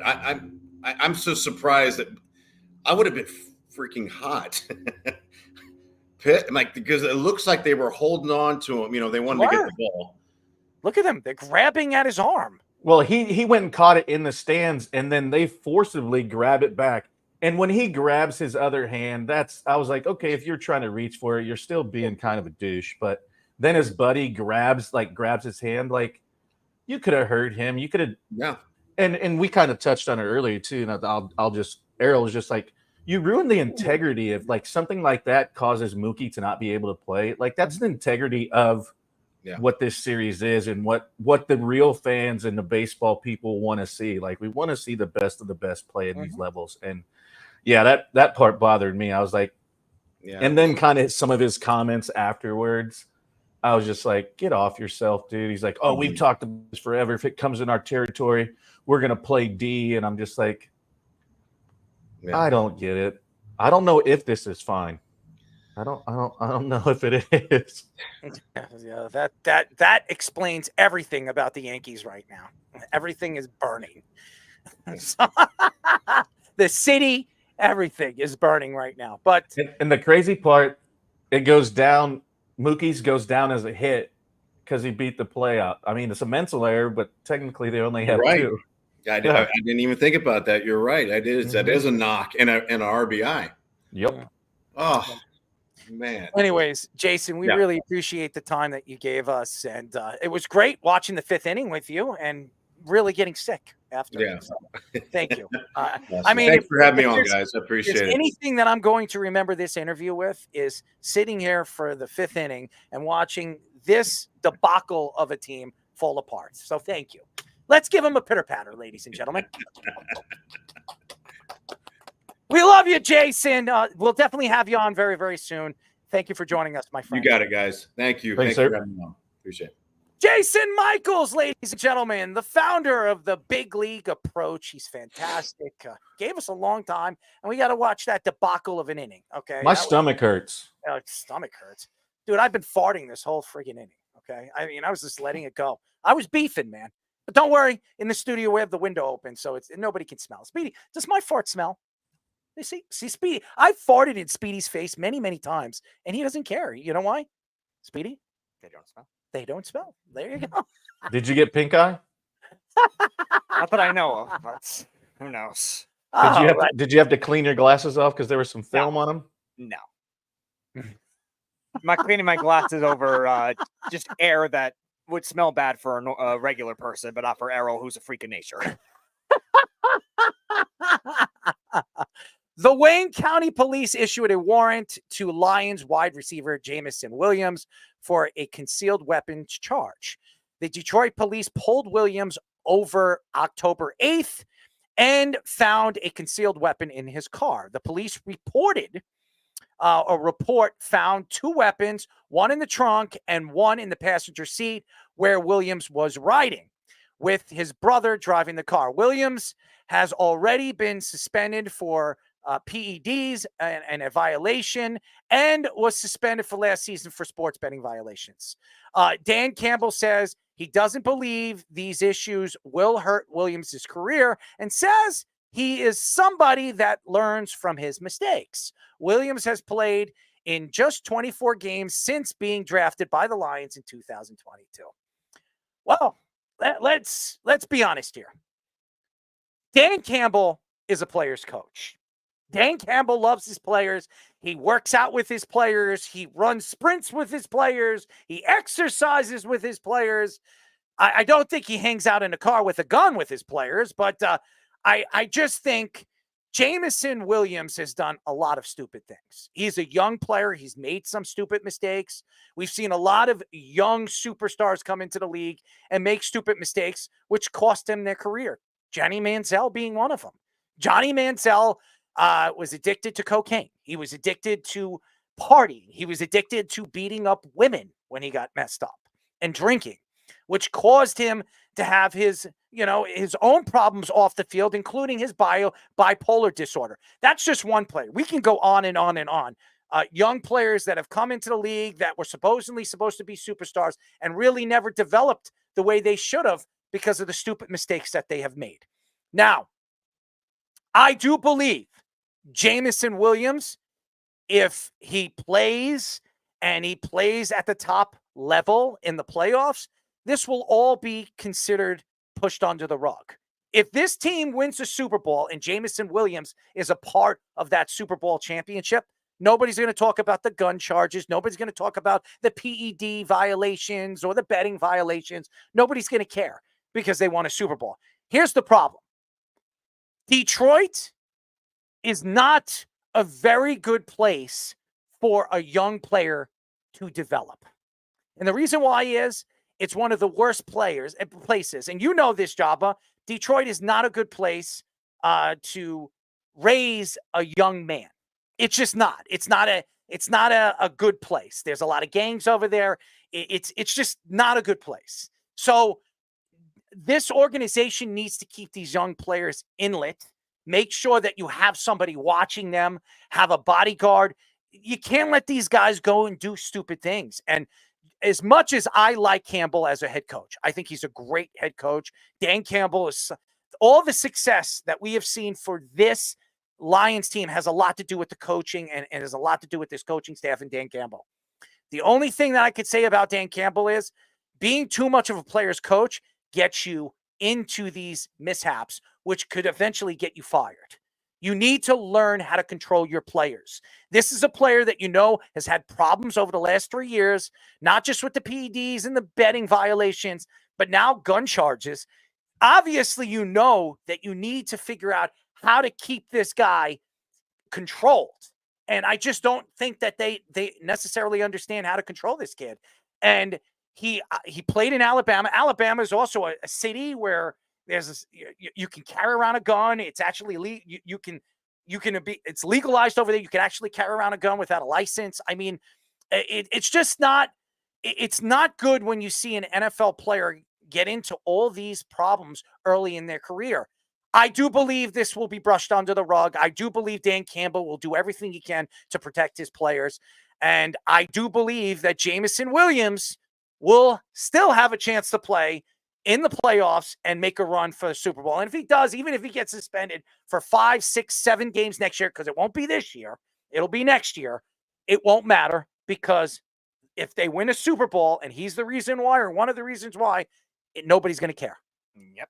He was playing really well before he got suspended too, which I think gives Dan Campbell a incentive to try to make it work where they're disciplining him off the field, where not necessarily suspending or anything like that, because I don't think the Lions are going to do that, but he's going to serve out this 2 games for what he's doing with the PEDs, and then he's going to work back into the rotation the way they're doing. And they're not going to ease him in either. Like, the Lions have so much talent, they don't have to say, all right, we're going to go force feed Jameson Williams as the number 2 receiver now. But at the same time, like, you look at the impact and the potential that he does have on the field, it's still a lot to look at. And he definitely could be a difference maker in a lot of those playoff matchups, and an X factor that they didn't really have in terms of the higher quantity last year because he didn't play at all. He had that great game against the 49ers in the NFC Championship game where he might have been their best offensive weapon outside of St. Brown in that game. And that kind of potential is still there. So if they can get that kind of thing to work from the off-field issue, still on a rookie contract, it gives him a good chance long-term. And that's a lucky thing with the situation right now. He's on a rookie contract where they're not going to be stuck with it after this season. They can make that decision. Year 4 is coming up. It's a big year for the 5th-year option. That's where the maturity will be tested long-term. But short-term, I agree with you. You need to, but I'm sorry to cut you off. Speedy, you like to speak fast. Eventually you're going to choke on your spit. Give yourself a chance to breathe before you just keep on going. Go ahead, Joppa. I'm sorry. No, I think too, with his upside is great. And like you said, winning does help. But in Campbell's statement too, it's like he learns from his mistakes. Like, well, are we really learning? Like, are we really getting better from? And we've all made dumb mistakes. If you sit here and say you haven't made a mistake, then you're lying through your teeth. But especially in his situation, and I've been a jackass. I got a DUI. I was stupid. I made a mistake. But also, it's like you got to learn, and then it's like if you need help, you need help. Like what bothers me now too is like they feel like, oh, I can solve this myself. I don't need help. I'm a man. Like, no, being able to ask for help is being a man. And like if there's something you need to work on, just be able to, admit it and be like, hey, yeah, this is what I'm going through. But yeah, I don't think anything will happen, because even if they do, they'll appeal it, and so it'll get pushed into. And then if they go in and do what they have the potential to do with the talent that they have, I think it will be one of those things where, you try to push it under the rug. And like you said, Campbell's such a player's coach because he's been there, he's done that. So it'll be interesting to see how it plays out. I think his upside is great, and just another added weapon with St. Brown and what they can do. So we'll see how it plays itself out, and I mean, hopefully he figures something out, because it's always sad to see a guy with so much talent. And then, oh man, bases loaded, pop up. Oh no, yeah. I just saw it. Yeah, there you go. End of the inning. Typical Yankees, ladies and gentlemen. Fish, your thoughts? Hey guys, listen, it's something that I want to talk about is why this is coming up. We got to see the dash cam from the police officers, and they let him go. And in that video, it's like 3 minutes long. You can watch it online. He says, basically it's like, who I am, the type of thing where, I play for the Lions. You don't want to arrest, basically don't arrest me. I'm going to get wins for us. And they let him go. And now the body cam comes back, and it looks even worse that they didn't go through due process. So now they're trying to go back and try to do it all over again. It's just a big mess up by, I guess, a tortured police department over there. There seems to be things that they just struggle with. I don't really know why this is happening. It seems, bad timing, bad play, wrong guy, wrong place. I'm not sure why they got pulled over. I think they were really tinted windows. It could be it. That sometimes it's all it is to get someone in trouble. And it's just really crazy that that's happening. That being said, Alabama wide receivers, we've heard this before. Alabama culture, once they get into the NFL, isn't always looked at. Alabama and Florida. Florida, and Georgia players and driving cars. That's true too. Well, they like to drive their cars in Georgia. We know that. A lot of NASCAR over there. But, Florida, especially, Richardson now, and obviously all the stories back in the day were Urban at Florida with, everyone except Tebow, I guess, was a crazy delinquent back then over on that team. So it's not like this hasn't been going on forever. We just worry that a team that's got Super Bowl aspirations and a legit shot to get there this year has a guy like this that isn't focused on winning a Super Bowl. And that's what I would be upset at as a teammate, that he's not locked in. This guy is doing everything except focusing on what he's supposed to be doing to help us win games. And that bothers me, because he's got all the talent in the world, and I feel like we're only scratching the surface of it. And this is probably why he's just not focused. Maybe that's why they're looking for a wide receiver. There are rumors that they're looking to make a trade for another wide receiver. We're going to get into the Ravens making a move for Diontae Johnson. But Again, I don't know Jameson Williams in a hole in a wall. I don't know him personally, but I do know this. Jameson Williams is a guy that believes that because he's an NFL player and he was a talented wide receiver coming out of the draft, that he thinks that because he's playing for the Detroit Lions that he can get away with this. I do believe that Detroit is again a place that is considered a gang-related place, and these cops, like you were saying, Fish, they're dealing with that every single day, and they just look at Jameson Williams as a football player, and they say, let's let the kid go. Let's just brush it under the rug. And now this is coming out. It makes the police look bad. It makes the league look bad, because they really didn't attack this when it happened. It's just really, really bad. And I think the Lions need to drop the hammer on the kid, but they're not, because Campbell is a player's coach. And he is going to do everything he can to protect his players, as we expect coaches and players' coaches to do. So it's unfortunate. Again, the NFL is going to investigate this. And again, he's not going to get in trouble for carrying a gun, because remember, the cops let him go. So this is going to be brushed under the rug, but the NFL can actually drop the hammer on it. But guess what? They're not going to drop the hammer this year. Oh, no, they're not going to do that, because the Lions are one of the best teams right now in the NFL and might be the only team that can knock off the Kansas City Chiefs. And maybe that's what everybody wants to see, Kansas City and Detroit in the Super Bowl.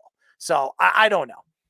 Ian Rappaport reports that the Panthers have traded wide receiver Diontae Johnson and a 6th-round draft pick to the Ravens for a 5th-round draft pick. Johnson will be a free agent after this year, and the Panthers will take a $3 million of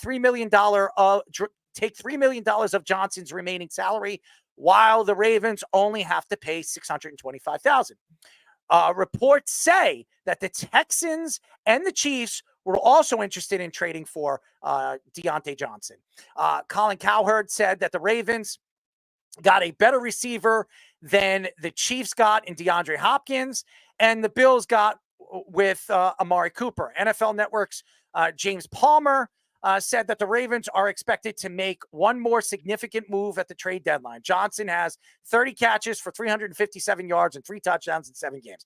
Diontae Johnson is not as good as what they say he is. Diontae Johnson hasn't even played a full season in how many years? The guy can't stay healthy. Now, when he's healthy, he's a pretty decent player. Go ask the Pittsburgh fans. Do they really like Diontae Johnson? Because if he was any good with the Pittsburgh Steelers, he'd still be a Pittsburgh Steeler.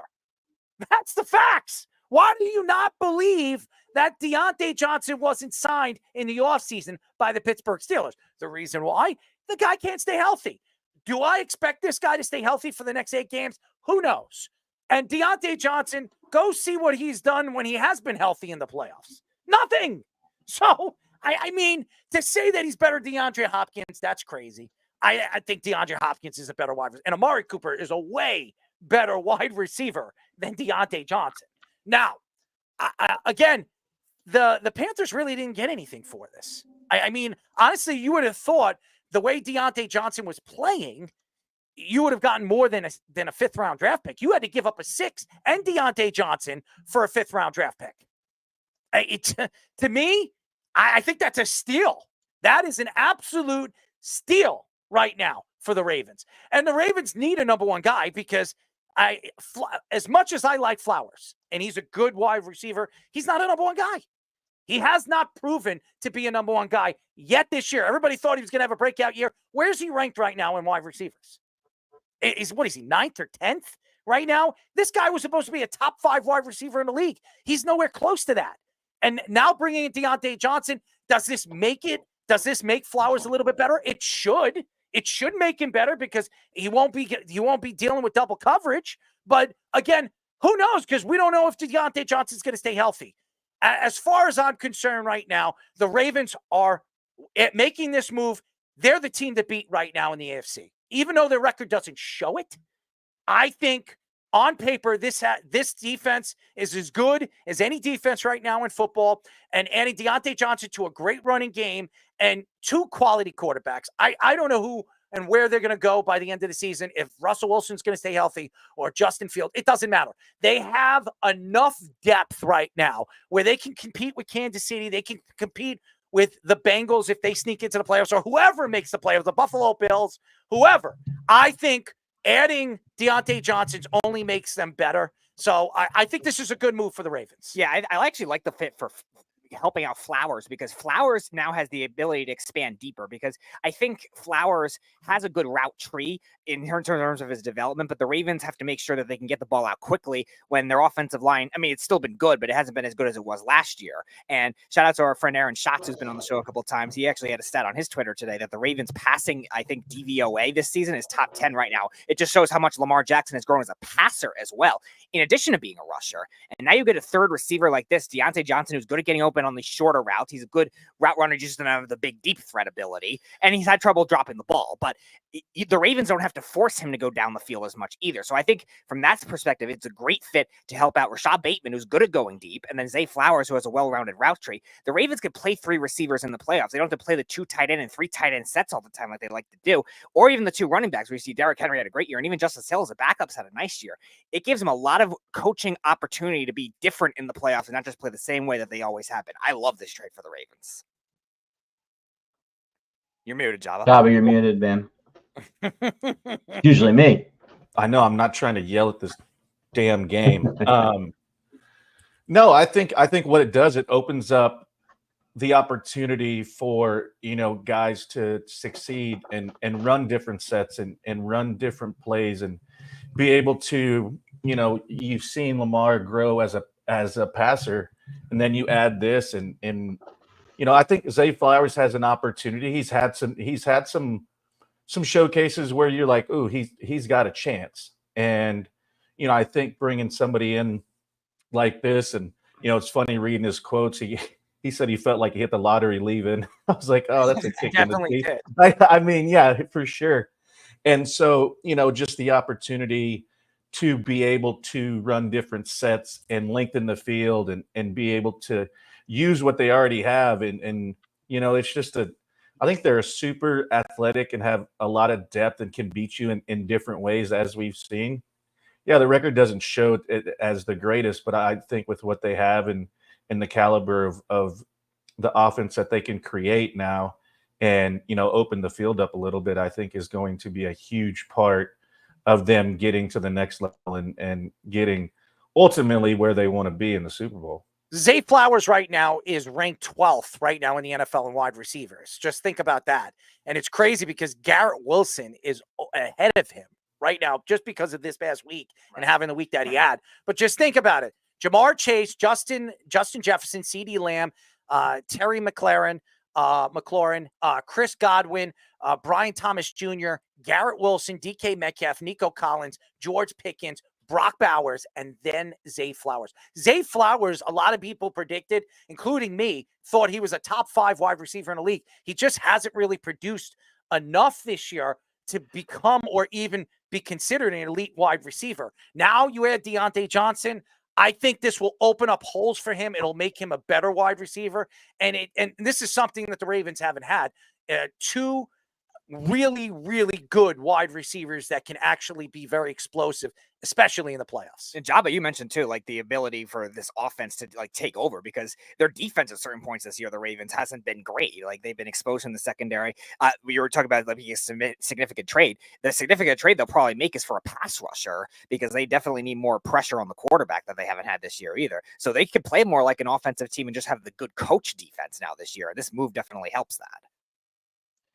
They got 3 great receivers. Bateman's ranked 20th on that list, Errol, if you take a look at it. I don't trust Bateman because he can't stay healthy. So let's before Bateman, if Bateman's on this roster before the playoffs, then we could talk about Bateman. That guy can't stay healthy. So I agree, and I love watching Lamar play. I love this offense, the way they're playing this year. He may be on his way to another MVP. He's playing that well. The problem is this is a team that's really built strangely on the defensive side of the ball. Speedy, you were talking about it. I went and looked it up. In DVOA for rush defense, they're number 1 in the NFL. For pass defense, they're dead last in the NFL. Have you ever seen a team that's first in rush defense and last in pass defense before? I don't know if it's ever been that much of a stark contrast. And unfortunately, this is a passing league still, boys. And if we get to the playoffs and they don't address this with getting, I don't even think it's a pass rusher, Speedy. I think it's a pass rusher and a corner. Now, maybe they can, maybe Jonathan Jones is available. Maybe, they can bring in Clowney because everyone seems to get Clowney at this point.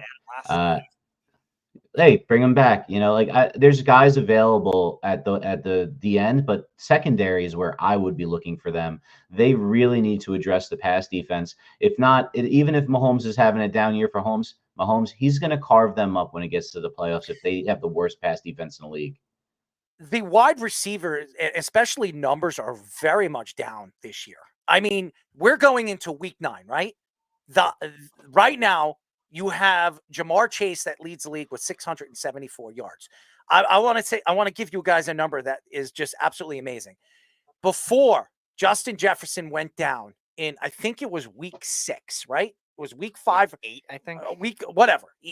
Justin Jefferson had almost 1,000 yards. He had like 800 and something yards in like 6. I think it was week 6 he went down. It was before Kirk Cousins went down, right? It was before Kirk Cousins. You're right. Kirk Cousins might have been week 8. You're right. Yes, I think it was week 6, and I think he had 800 yards in 6 weeks. Okay?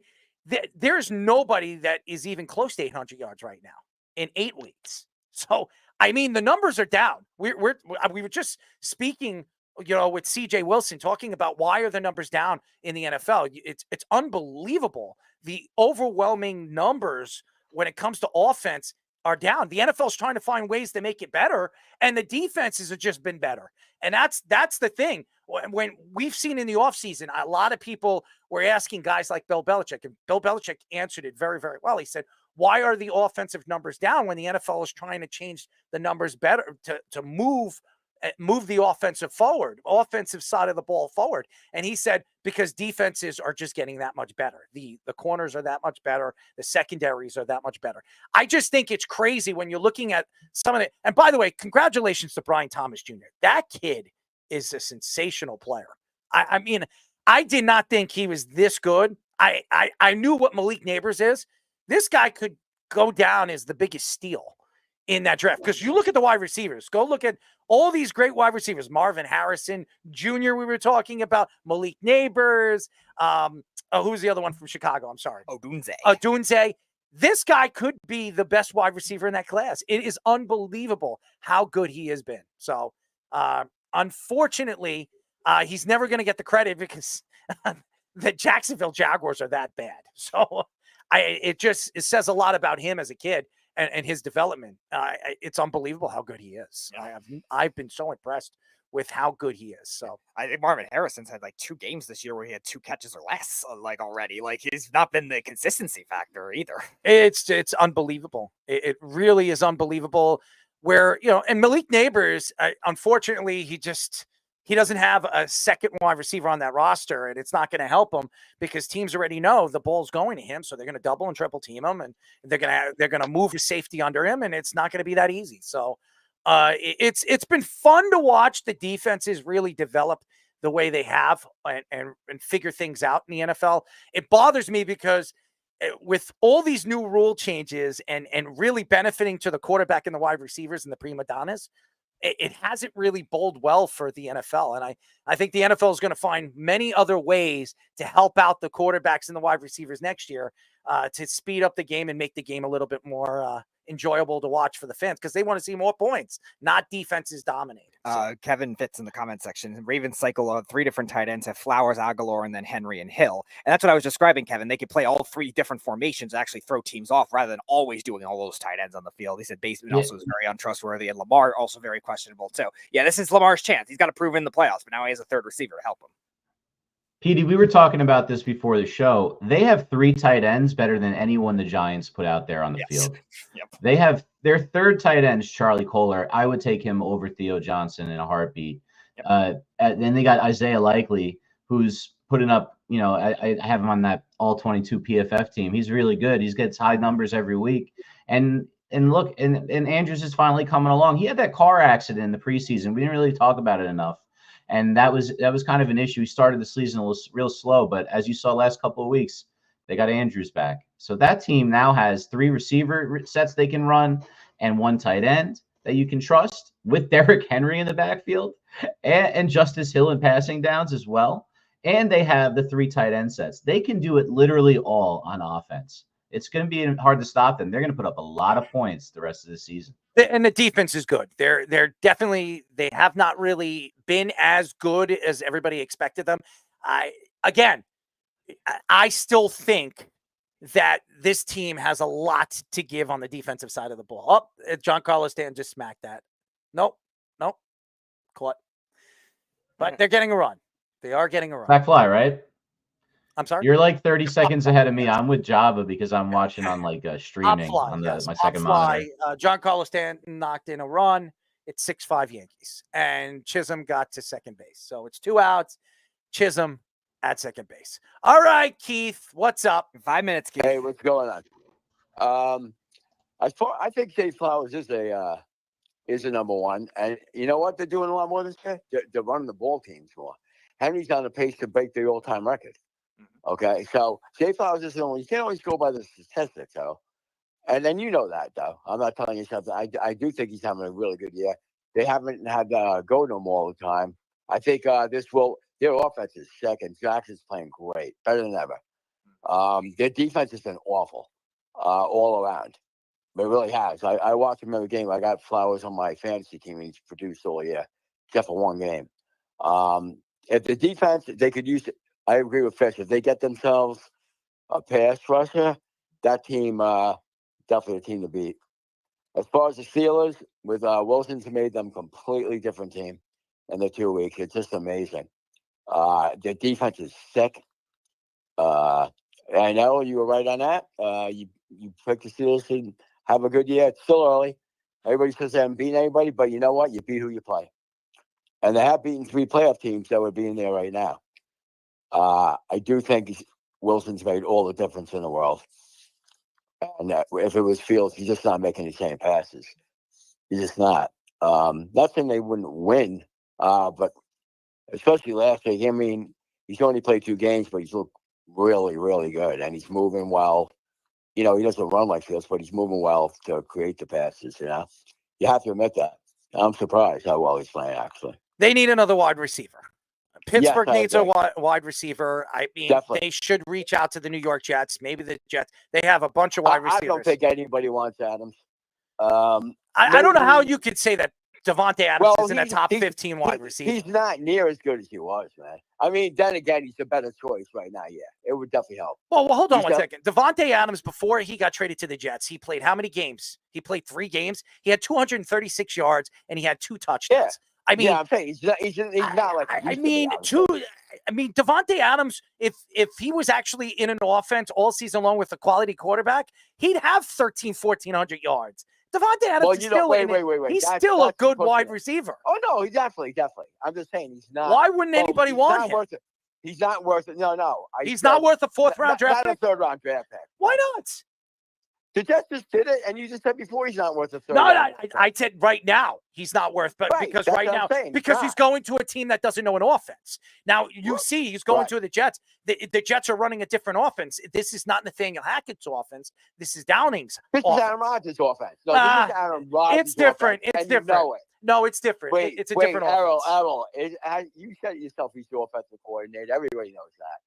Everybody knows that. He sucks, Rodgers. Hold on one second. You think he's the offensive coordinator? Why are they running the ball as much as they are? He's the Aaron, same- why are they because running they the ball should as be. much as they are? They should be running the ball. I'm asking you, why are they running the ball as much as they are if he's the offensive coordinator? Because they should be, and he knows it. Because if he was the offensive coordinator, as we've seen over the years, he's throwing the ball 40 times, 35 Yeah, times. well, maybe That's what he's doing. He's not doing. Yeah, but he's not doing that Errol, right now. Maybe, of course, he's not, because you figured out at least that hasn't worked. But he's not the offensive coordinator. That's what I'm saying. Well, he was. Am I right? I think when he was on Green Bay, he was a part of the offense. No. You said yourself that he was the coach of this team. I think he's Of the the leader. offense. I think he's the leader of the team. I don't think he's a calling horrible it. leader. I don't think. Oh, no. You really think that he was listening? Oh, to I think everybody. Garrett Wilson's kissing his ass. Devontae Adams, you see him? They're all kissing his ass. Playing better than you think. Garrett Wilson's definitely. Yeah, because the last week, because of Devontae Adams, No, they're double and triple good teaming. He said, well, right, Errol, but that's because you need a second receiver. He's the Mike Williams reason is why like, too. they had a bad first half against the Pittsburgh Steelers. He was the reason why. He knows it. So He took the Aaron blame. Rodgers is He well, took yeah, the was blame running for bad it. routes. I'll give you that. But now listen, you know our job called exactly what Judge is doing, how he's hitting now? Yeah. Did I not say the same exact thing? And you know I did. Yesterday I saw it. He had great at bats.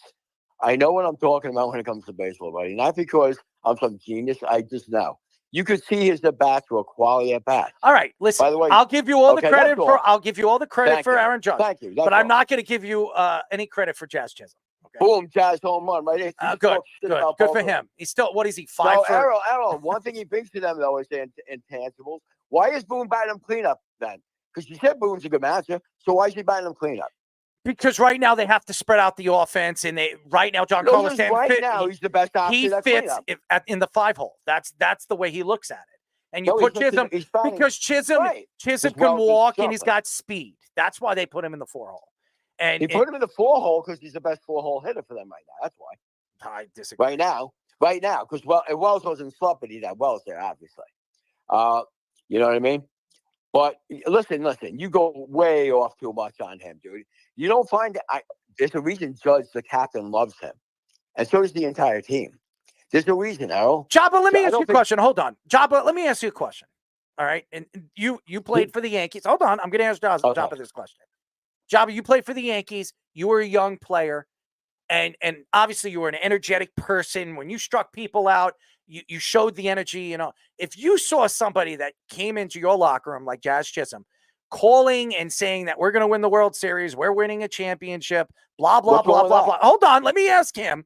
Okay, If my bad. and Jabba, you were in that locker room, you were a veteran player, and you saw that. Would you tell the kid to shut up, or would you just pat him on the back and say, keep talking? I would pull him to the side, not in front of everybody, but just have an understanding of, you know, it's a little bit different in this environment. And, you know, let's not put the cart before the horse. We got to go out and compete, and we got to go out and, you know, prove. Like, we want to talk about after a game 1 win where, hey, our confidence is like, you can say it without saying it. Like, hey, our confidence is great. We feel good where we're at right now. You know, we believe in ourselves. And that's basically saying the same thing without saying, oh, we're going to win this, like just flat out saying it. Do I like the confidence? Win. He said we could shock the world. I think we could shock the No, world. no. This is well, Kansas City. Oh, Hold before on. that. Before that, after Yeah. the Kansas City series, he came out and he spoke to two newspapers, one newspaper and one magazine, and he said, "I'm guaranteeing we're winning the World Series." That's what he said. Okay, so how is that hurt them? What do you mean? You're putting pressure. How is If that another hurt them? team hears that, you're going to tell me the Hey, Dodgers wait, don't have that Errol, on the Errol, board? Errol, Come do you on. think, wait, Who wait, say Errol, that? wait, I want to ask Jabba this. Jabba, do you think teams need anything to want to win the World Series when they're there? Come on, they're professionals. This isn't like high school shit or college where you put on. They don't need any. Hold on, let me finish. They don't need any extra incentive to win a World Series. That's not going to mean a fucking thing. You're a bold-faced liar. You've never sat and grinded. You give us any momentum or anything to spark. You let sleeping dogs lie. Like, it's an even playing field. The fact that you are ignorant enough to think that we don't see it and notice it, no, you're I didn't an say absolute that. fool. I didn't say that. I do. No, I didn't. I'm not saying we don't need Oh, incentive, but you don't know me, dude. First of all, I thought you were electric yourself. I thought you were a great pitcher. Okay, I'm not saying that to kiss your ass. I love your energy, right? And I actually bet a guy that you'd make the Hall of Fame if you came up. We were arguing because your shit was great. Now, you brought electric and you brought an enthusiasm, not through your words, through your pitching. You had confidence and you persuade that. Why does Judge and the rest of them love that he's like that? Let me ask you that, the captain. Oh, I'm not saying they don't love it, but there's times where you need to pull back and like, yeah, you can shock. After the Kansas City thing, I'll give you that. I definitely agree. But Shock the world, like shock the world. Now, I don't think right now what he said yesterday was hurtful. Okay, but why didn't he handle it? Hold on, Keith. Let him speak, Keith. Okay, that's all I'm saying. I'm asking. Let him speak. Why didn't he handle it the way Garrett Cole did instead of coming out and blatantly say it when Garrett was like, "Hey, when you asked this at the beginning of the series, we had to win 4 games, right? Well, we still got to win 4 games." That's the greatest way to answer. Don't be like, "Oh, we're going to shock the world." Like, yeah, and then he said we could shock the world. Yeah, and then of course he comes back and makes another ignorant comment like, Keith, let him finish. Keith, let him finish. Okay. Makes another ignorant comment where it's like, oh, it's never been done before. And then Poppy calls him out, obviously, because it happened to the Yankees in 2004. Like, have a little feel. Like, just have a little feel. I love the energy. I love confidence. But you got to have a little feel in certain situations to where you don't, okay, you got 1. You still got to win 3 more. And just go about the business at that point. Is the energy great? Do you need that? We've touched that on the show where you need a little bit of that, but you need balance. And you didn't hear Nick Swisher, who had the same energy that Jazz does, go run in his mouth before he played the Phillies, who the Phillies had just won a World Series. So you just got to have a little feel. Hey, you know more than me. My dad also played, and not semi-pro, Earl. He played professional. I got you. Okay. For the Giants. Okay. So, but Job, and I met plenty of major leaguers. Carl Simpson's a great friend of his. I met him. Joe Namath's been to my house. My uncle played for the Jets. Okay. So I also know guys who have been in a situation. I'm not myself, but we're a baseball family. Errol will not ever let me get that, but I do know. I was messing around with you, Keith. Okay. I just like messing under your skin. Okay, I accept that. Thank you. I like getting under your skin. Now, listen, one thing about Errol, I want to tell you something, Jabba. I got hit by an MTA bus a few years ago. This guy's been there for me big time. It was traumatic for me. In 2011, it dragged 100 feet, dude. Okay, and what I want to tell you is I died twice and I came back. I don't take things maybe as serious as other guys. I don't know. Life is serious. It's sports. You know what I mean? So that could be part of it. You know more than me. I don't think, though, you need, like the Dodgers, especially, maybe it's a younger team. I don't think the Dodgers need any more incentive. A team like maybe Kansas City would have sparked them, or Cleveland, in my opinion. That's all. But again, that's just my opinion. I'm not a liar, though, dude. You know. One thing about Errol, I got to tell you, he came over here. I want to let everybody know we have arguments. This guy came over here. I was in a bad way, dude. I couldn't even leave my house for over here. Joe didn't know. He came over here to bring me to the hospital for something physical. He waited for over an hour and a half for me because I was trying to get out of the house. And thank God he stayed here. It led to me getting what's called ECTs, and my mental health is 1,000% better since November. No depression. I was in a major depression since that accident 12, 13 years ago. So don't mistake, you know, what you hear with us, or, you know, as not friendship, because the guy's been there for me more than my own son, who is how I met him. Okay. And I you know, this is the show. It's kind of like, all right, we end up leaving it at the end of the day and we always get through it. But I do think, I had the same exact take on you, yet he went off of me before I even made a comment. So, because we talked today, and you know it, Earl. Okay, Yes, and then I went yes, back at you. Yes. We love But you, it's Keith. all good. We love you, Keith. And yeah, man. We All thank right, you guys. for calling, man. Keith, ladies and gentlemen. And Jabba, I for a second there, I thought you were going to jump through the screen. No. But I love passion, and Keith has passion, and I am a passionate person, and I have my own beliefs and everything like that. But I'm there for everybody. If I'm going to be your best friend. I'm a straightforward guy. I'm a straight shooter. Everything that I do, everything I speak about, my passion, everything that you see on this live radio show, for all the fans that are listening, if you respect anything that I do, I'm here to entertain you guys for however long that we're on this, and we're there. Jabba, you come on, when you first came on our show, I loved, you told us, I'll never forget, you told Speedy you only want to be on for 20 minutes. And I'll never forget, I said, Speedy said, 20 minutes. I said, okay, 20 minutes. Before you know, it was an hour and a half. Jabba was on for an hour and a half. I'm like, I thought you said 20 minutes, Speedy. He said, I don't know. He just wanted to be on for more than 20 minutes. But I love you, Jabba. I'm so happy that you're a part of this show. I think you add a completely different personality to the opinion of, you know, me and even Speedy. And I think you add a dynamic that we've never had. So, and honestly, by the way, Fish, this craziness.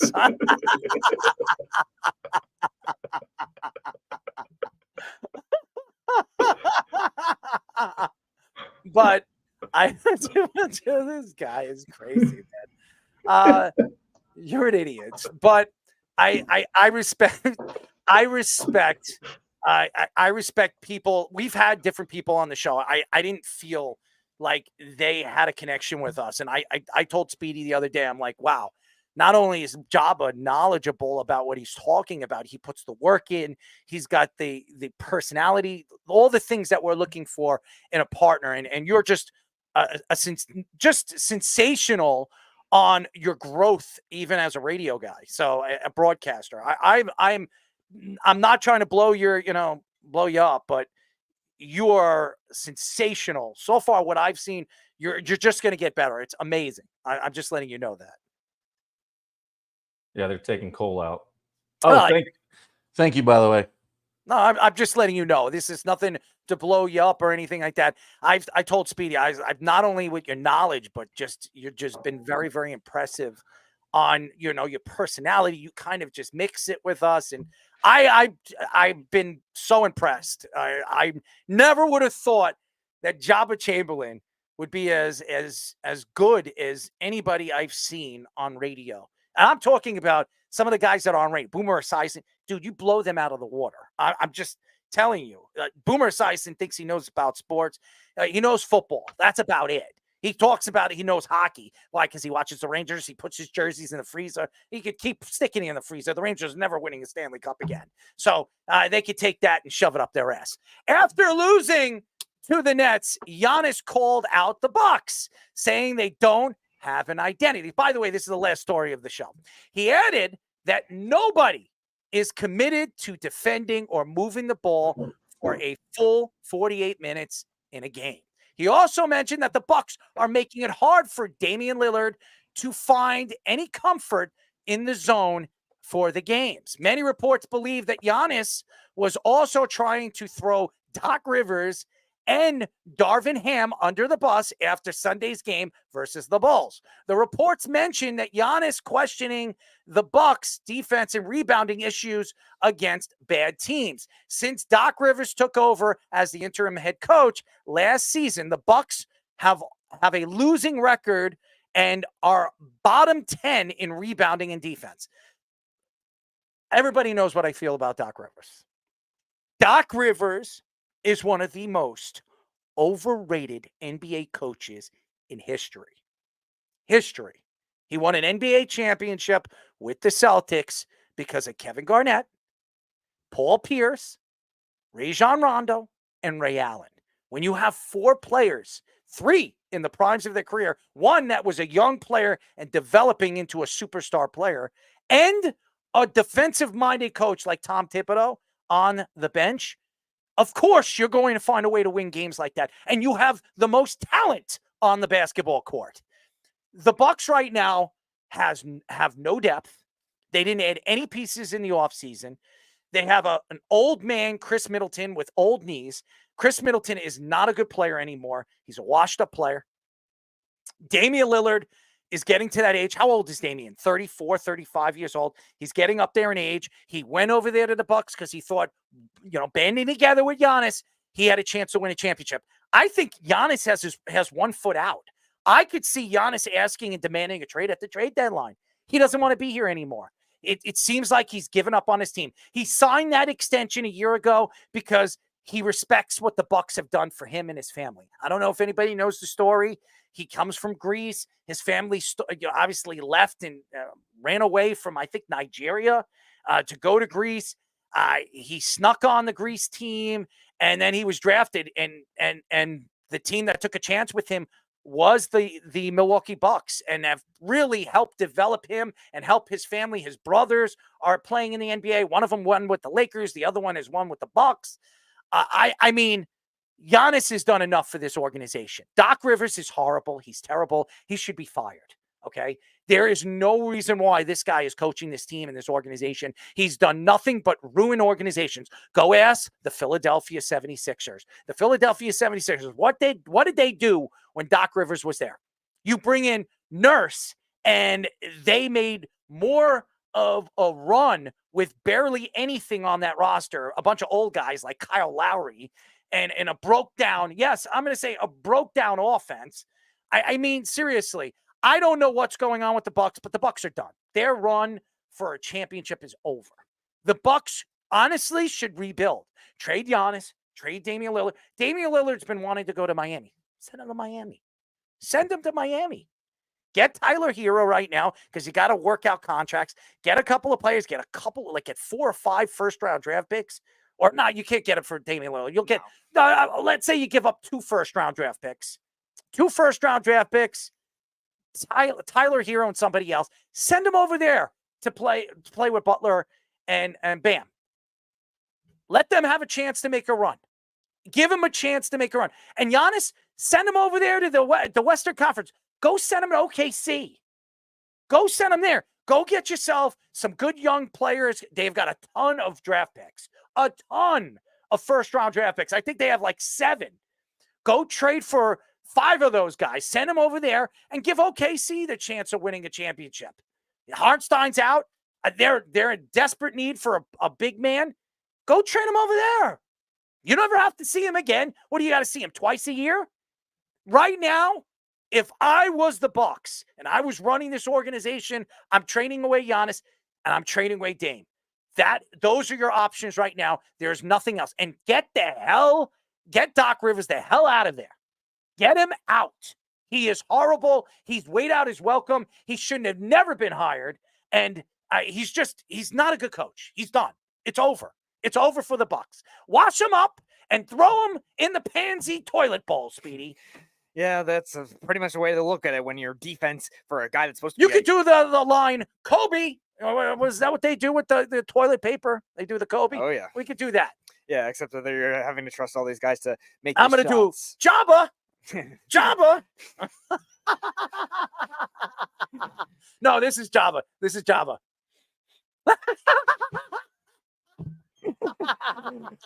Speedy doesn't know what that means. You know, the little reach around to the. So majestically, Jabba. That's the Jabba. The precision is on point. That's what matters. Yeah, you got to follow it up with a stretch though, so you don't look like a total complete weirdo. That's fair. But yeah, the Bucs are in that spot where like teams are about to end, and you look at like even a lot of these teams Doc Rivers has coached in the past. You talk about the Philadelphia 76ers. Now, I know they were poorly coached before Doc Rivers got there too, with Brett Brown and even some of the coaches they had before that when Embiid was first there. But even so, like Doc Rivers didn't help to make the team any better. The Clippers are the worst example of it. And again, the Bucs are a team that have very similar levels of pressure when you look at. I know they've won a championship, but they're not this established powerhouse. The Clippers were thought of to be that team. Oh, Lob City, there's all this talent on the team, and they couldn't even get past the second round. And they blow 3-1 series leads all the time. And Doc Rivers blows 3-1 series leads all the time. And at this point, it's getting to the point where you're going to make all these guys unhappy where you might not have to, I might have to say rebuild. Look at OKC. You brought up an example of that. They got 5 picks to get Paul George out of there when they knew the Paul George and Russell Westbrook experiment didn't work. They got out of it quickly, and look at where they are now. Maybe Milwaukee does the same. Yeah, it looks like it's going that way. It would be great. I think that would be the perfect fit right now. They have a ton of draft stock. They could send a young player over there, not one of the good ones, Williams or any Shy. I wouldn't trade any of those guys, but you have a couple of good young players. Send one of those guys over there to Milwaukee, give them like 5 first-round draft picks, and let Giannis go over there and try to win another championship with OKC. They got a very good chance with Giannis over there. Mm-hmm. Yeah, it's a great fit when you look at the amount of players they could take on and you get some quality, and you can even trade those guys again to try to make even more draft picks. You just want to go like full purging in a lot of ways, and there's a lot of guys to make that work. And I mean, your own veterans too. Like even if you try to blow it up and trade the stars, then your other veterans will become valuable. If we're talking about the Knicks possibly trading for Brook Lopez, you can maybe get good value there. And again, the hardest thing to be in the basketball is in the middle where you're kind of stuck with an identity. Look at a team like the Pistons. The Pistons were mediocre forever, and now they can't rebuild anything, and they're stuck in putrid, like terrible organization. Yeah, I mean, when you talk about identity, it's like, in just looking up all these things, and even Dame said, it's like me and Giannis have to be like an open book. I have to be able to talk to you. You have to be able to talk to me at all times because, that's what it is. But, if you're already having this conversation of creating an identity already, and I mean, you've obviously had time to create one and get a better understanding of where everybody's coming from. But to your point, Errol, like, do you realistically think he has 1 foot out? I mean, he's done everything he can for him. Does he want to change the scenery?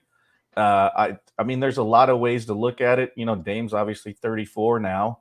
And so, I wouldn't say on the end of it, but he's on the backside of the mountain. But it just seems like the way the ebbs and flows, and Giannis wants to talk about playing a complete game. Does anybody play a complete game in the regular season? Like, I mean, let's just call it for what it is. And so I think there might be a little bit of soul searching too, and trying to figure out truly genuinely what he wants or what he feels like they need to do. But I don't disagree just with the sense of how this season has started and already, saying that maybe, to your point, is having that 1 foot out the door. And do you reload and get those draft picks? Do you try to find the best situation, not only for the guys that have done so much for your organization, but also put you in a better spot for the future? They've got opportunities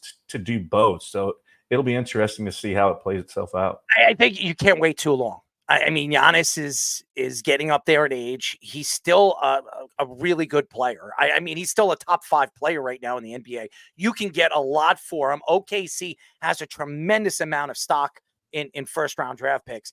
If you're gonna pull the trigger, and Giannis is not gonna want to go to a big city. Giannis doesn't want to go to the Heat or the Knicks, or he doesn't want to go to the Lakers. Giannis will go to OKC. OKC is not a big city.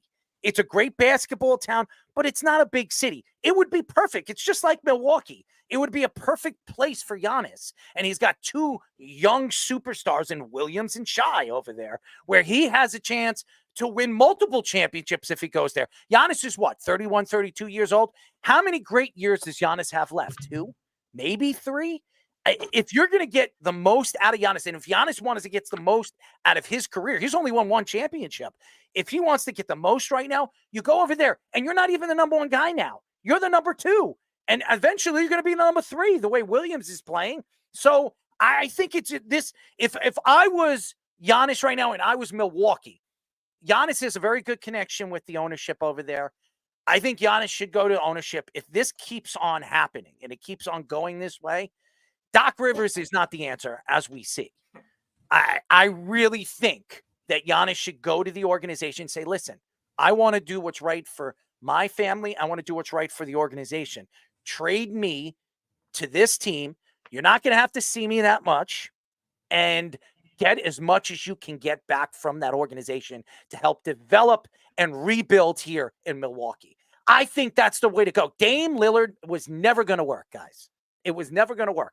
Because Dame Lillard, we've seen him in Portland. Portland had good teams. CJ McCollum is a pretty good player. At the top of his game, he was one of the best 2s in the league.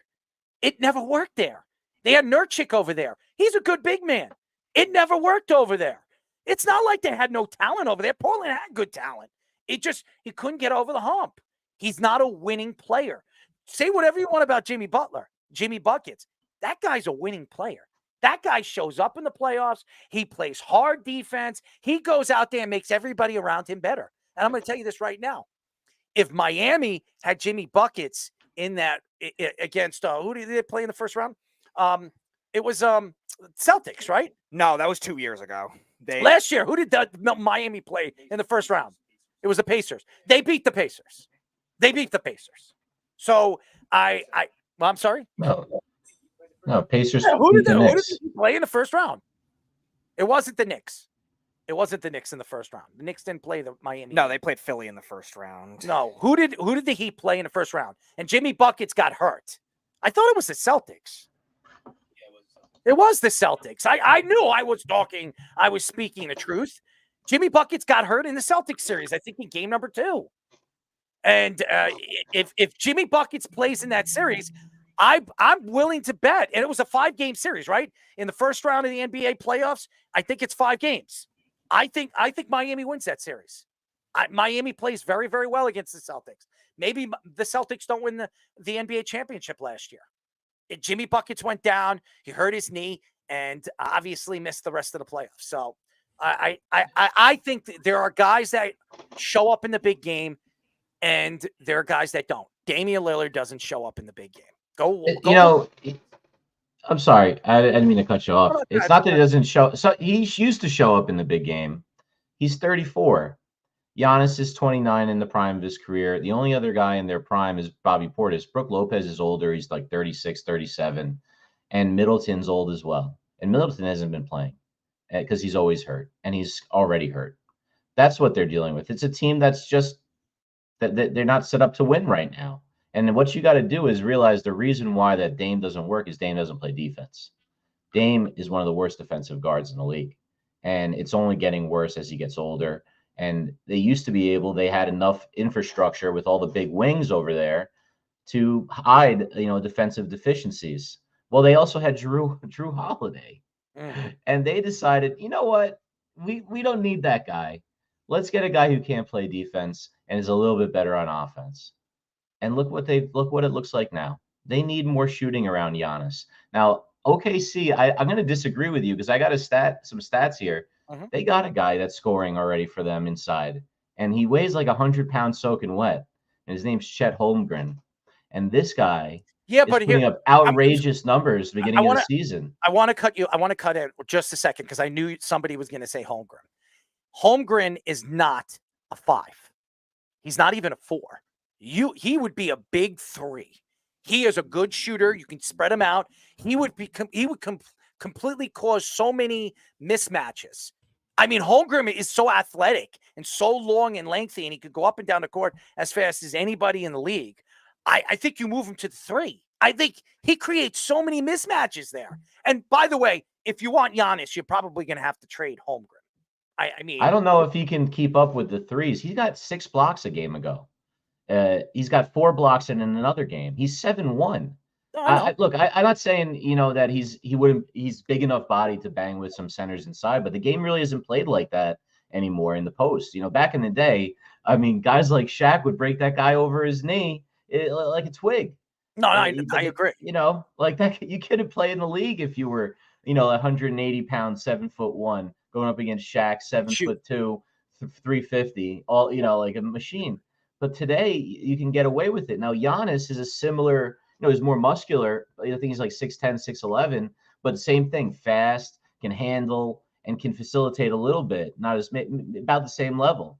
It's pretty impressive what they can do. But Giannis is such a finisher around the basket that you think of him more like a center than you would a guy like Chet.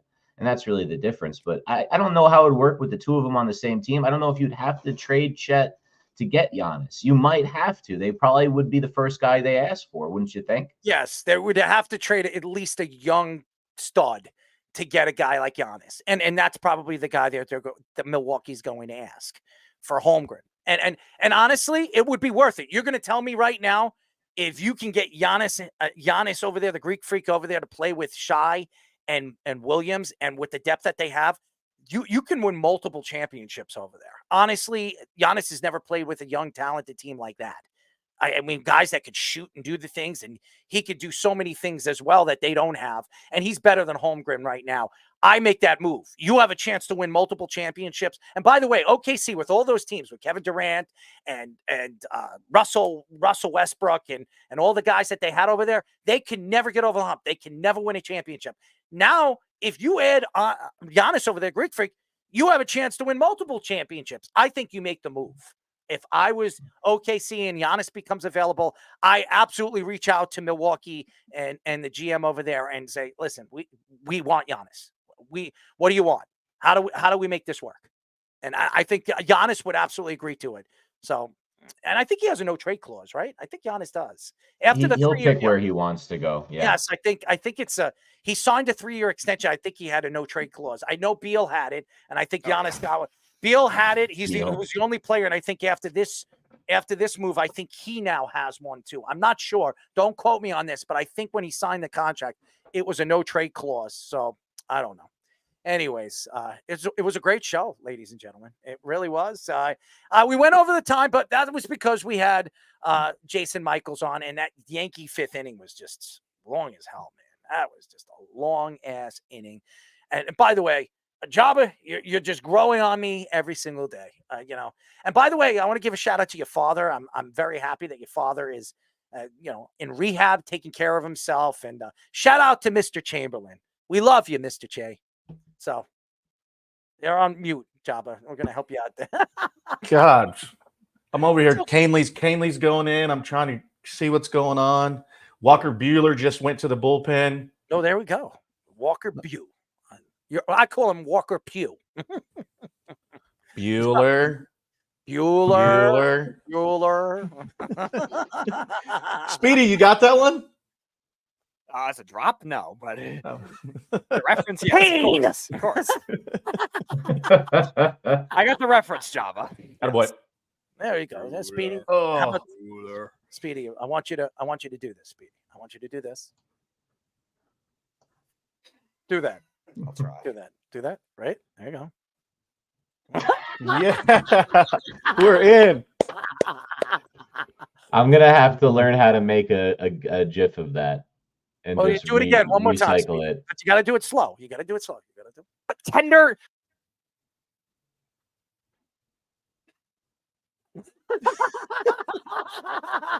That's so good. That's a great way to sign off for the night too. Oh, it's definitely a great way to sign off. Ladies and gentlemen, I'd like to give a shout out to all the fans. By the way, all the fans, we had 700 downloads from last night's show on Apple Podcasts. Thank you to all the fans. Keep downloading and doing what you guys do. We really appreciate you guys. Right now, YouTube is updating. I found out YouTube is updating over the past couple of days. I don't know what that means, but my marketer guy was telling me that they're updating. And if anybody realizes that the numbers are a little bit down, it's because they're updating right now. The algorithms and stuff like that. I have no idea, but whatever. So I want to give a shout out to all the fans on all the social medias that we're, all the social medias that we're on, all the audios that we're on. So thank you to all the fans. Keep listening to us. We will be back on Monday, not Tuesday. Speedy's not getting, his teeth drilled and whatever, his ass drilled. But so it may be his ass drilled. There you go, Jabba. Yeah, all about that. One in the stink, two in the pink, right? Right, Speedy? I don't know. What would you rather? Two in the pink, one in the stink? One He'd in probably the go two in the stink. No, and you then gotta give us a number here. One in what? One in the what? Either one. No, but one in the one. One. One in the pink. Two in the stink. One in the one in the one. How do you, wait? Hold on. You one in the pink. It's like Clue. One One in plus the two stink? plus one plus one plus one. Anyways, again, thank you to all the fans as always. We'll be back on Monday and Wednesday. Listen to the Weekend Crunch on 103.9 FM. If you don't live here on Long Island within an 80-mile radius, ladies and gentlemen, go to iHeartRadio and put in 103.9 LI News Radio, and you can check out our show at are the Islanders playing? Nope, 7 o'clock. 7 o'clock, ladies and gentlemen. Until then, until next week, this is Errol, Jabba, Speedy, and Fish, and Mr. Scoop saying goodnight, and we'll talk to you then. Hallelujah. Good hallelujah. Goodbye. You're listening to the Worldwide Sports Radio Network.